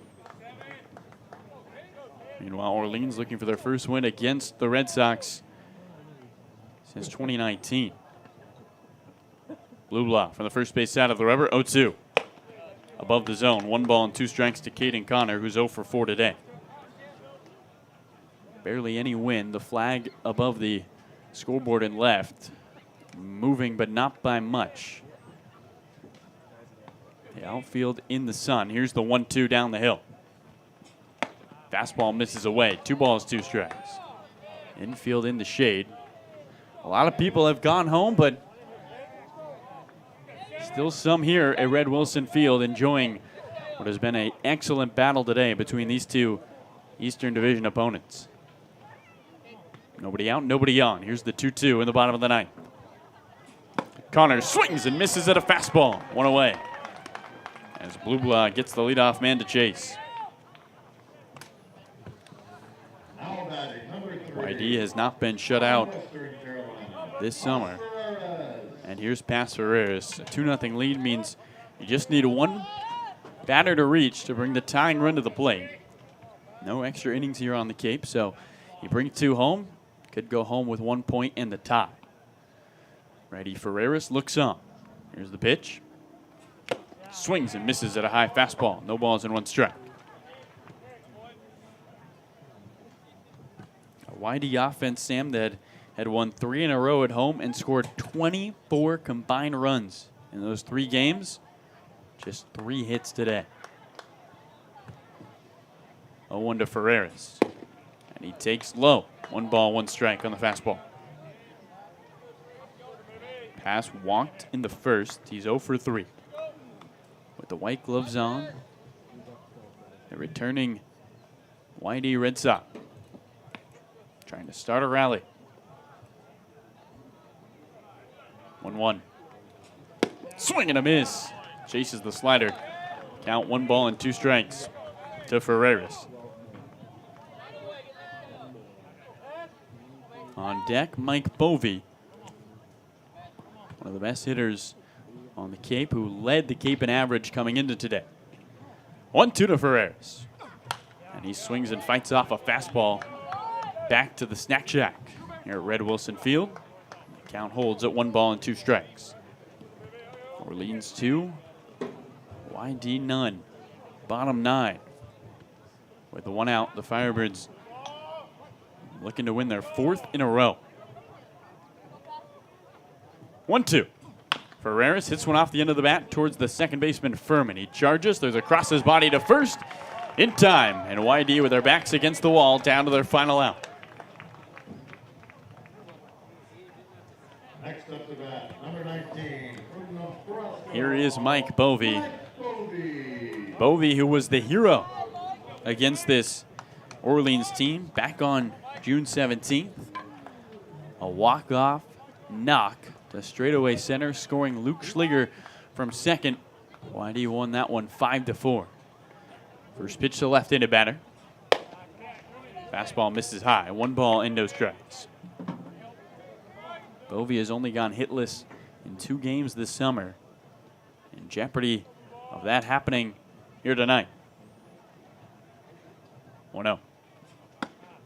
Off the outside, 2 balls and no strikes. Johnny Long is on deck. He has 2 of the 3 hits today for YD. They'd love to see him reach one more time. 2-0. Bovee swings and misses at a fastball. 2 balls and a strike. That's got to be the game plan here for the Red Sox. The last plan of attack is getting Bovee and Johnny Long on base any way you can. You got to get Luke Franzoni to hit because he's behind Long. 2 outs, 2-0 Orleans, the 2-1. Bovee checks his swing. Did he go? No, says third base umpire Ryan DeMar. 3 balls and a strike to Bovee. Mike, this season, 6 walks to his name. 3-1 down the hill. Swinging a pop-up. Left side. Moving over the third baseman Wilson. In foul territory, he makes the catch. And the Orleans Firebirds beat the YD Red Sox for the first time since 2019 here at Red Wilson Field as they blank them 2-0 through 9. YD falls to 4-4-3. The Orleans Firebirds pick up their 5th win. They're now 5-3-1 as we welcome you into the booth here at Red Wilson Field. Sam, your pitching staff allows just 2 runs, really 1 miss, the home run to Lokishel, and an offense that at the end of the day leaves 12 on the base paths. Just too many opportunities YD let slip through their finger hand. Yeah, this was the YD team that we saw at the start of the season. The Red Sox who could not get a base hit to really save their lives with guys on base, and they had lots of opportunities in this one. They took 6 walks. They were hit by 4 pitches. That's 10 free base runners if you're the YD Red Sox. And on a day where they only mustered 3 singles, and none of those singles coming with men on base, it looked like a familiar trend for a Red Sox team who started the season winless in their 4th tries, having games like this where they really couldn't hit with guys on base, hoping to turn things around. Sometimes you have games like this where you just can't break through, and an off day tomorrow to reset and then chat them on Friday. A YD team, Sam, that had been scorching hot. 24 runs through their last 3 home games, just ice cold here today, and gives up the loss to Orleans. First time that Orleans has won against YD since 2019, and now Scott Pickler has to wait one more day to try to tie John Schiffner for the most wins ever by a field manager on Cape. Well, that will do it for us here up in the booth. The final score from Red Wilson Field, the Orleans Firebirds with a 2-0 win thanks to a 2-run home run from Luke Kiesel into the 6th. That's all the offense we saw today. For Carlo Jimenez, Sam Lebowitz to my right, Zach Clapp, our great producer, we will see you on Friday, Chatham, 5 o'clock first pitch, as the Red Sox take on their final new East Division opponent. Have a safe night, everybody.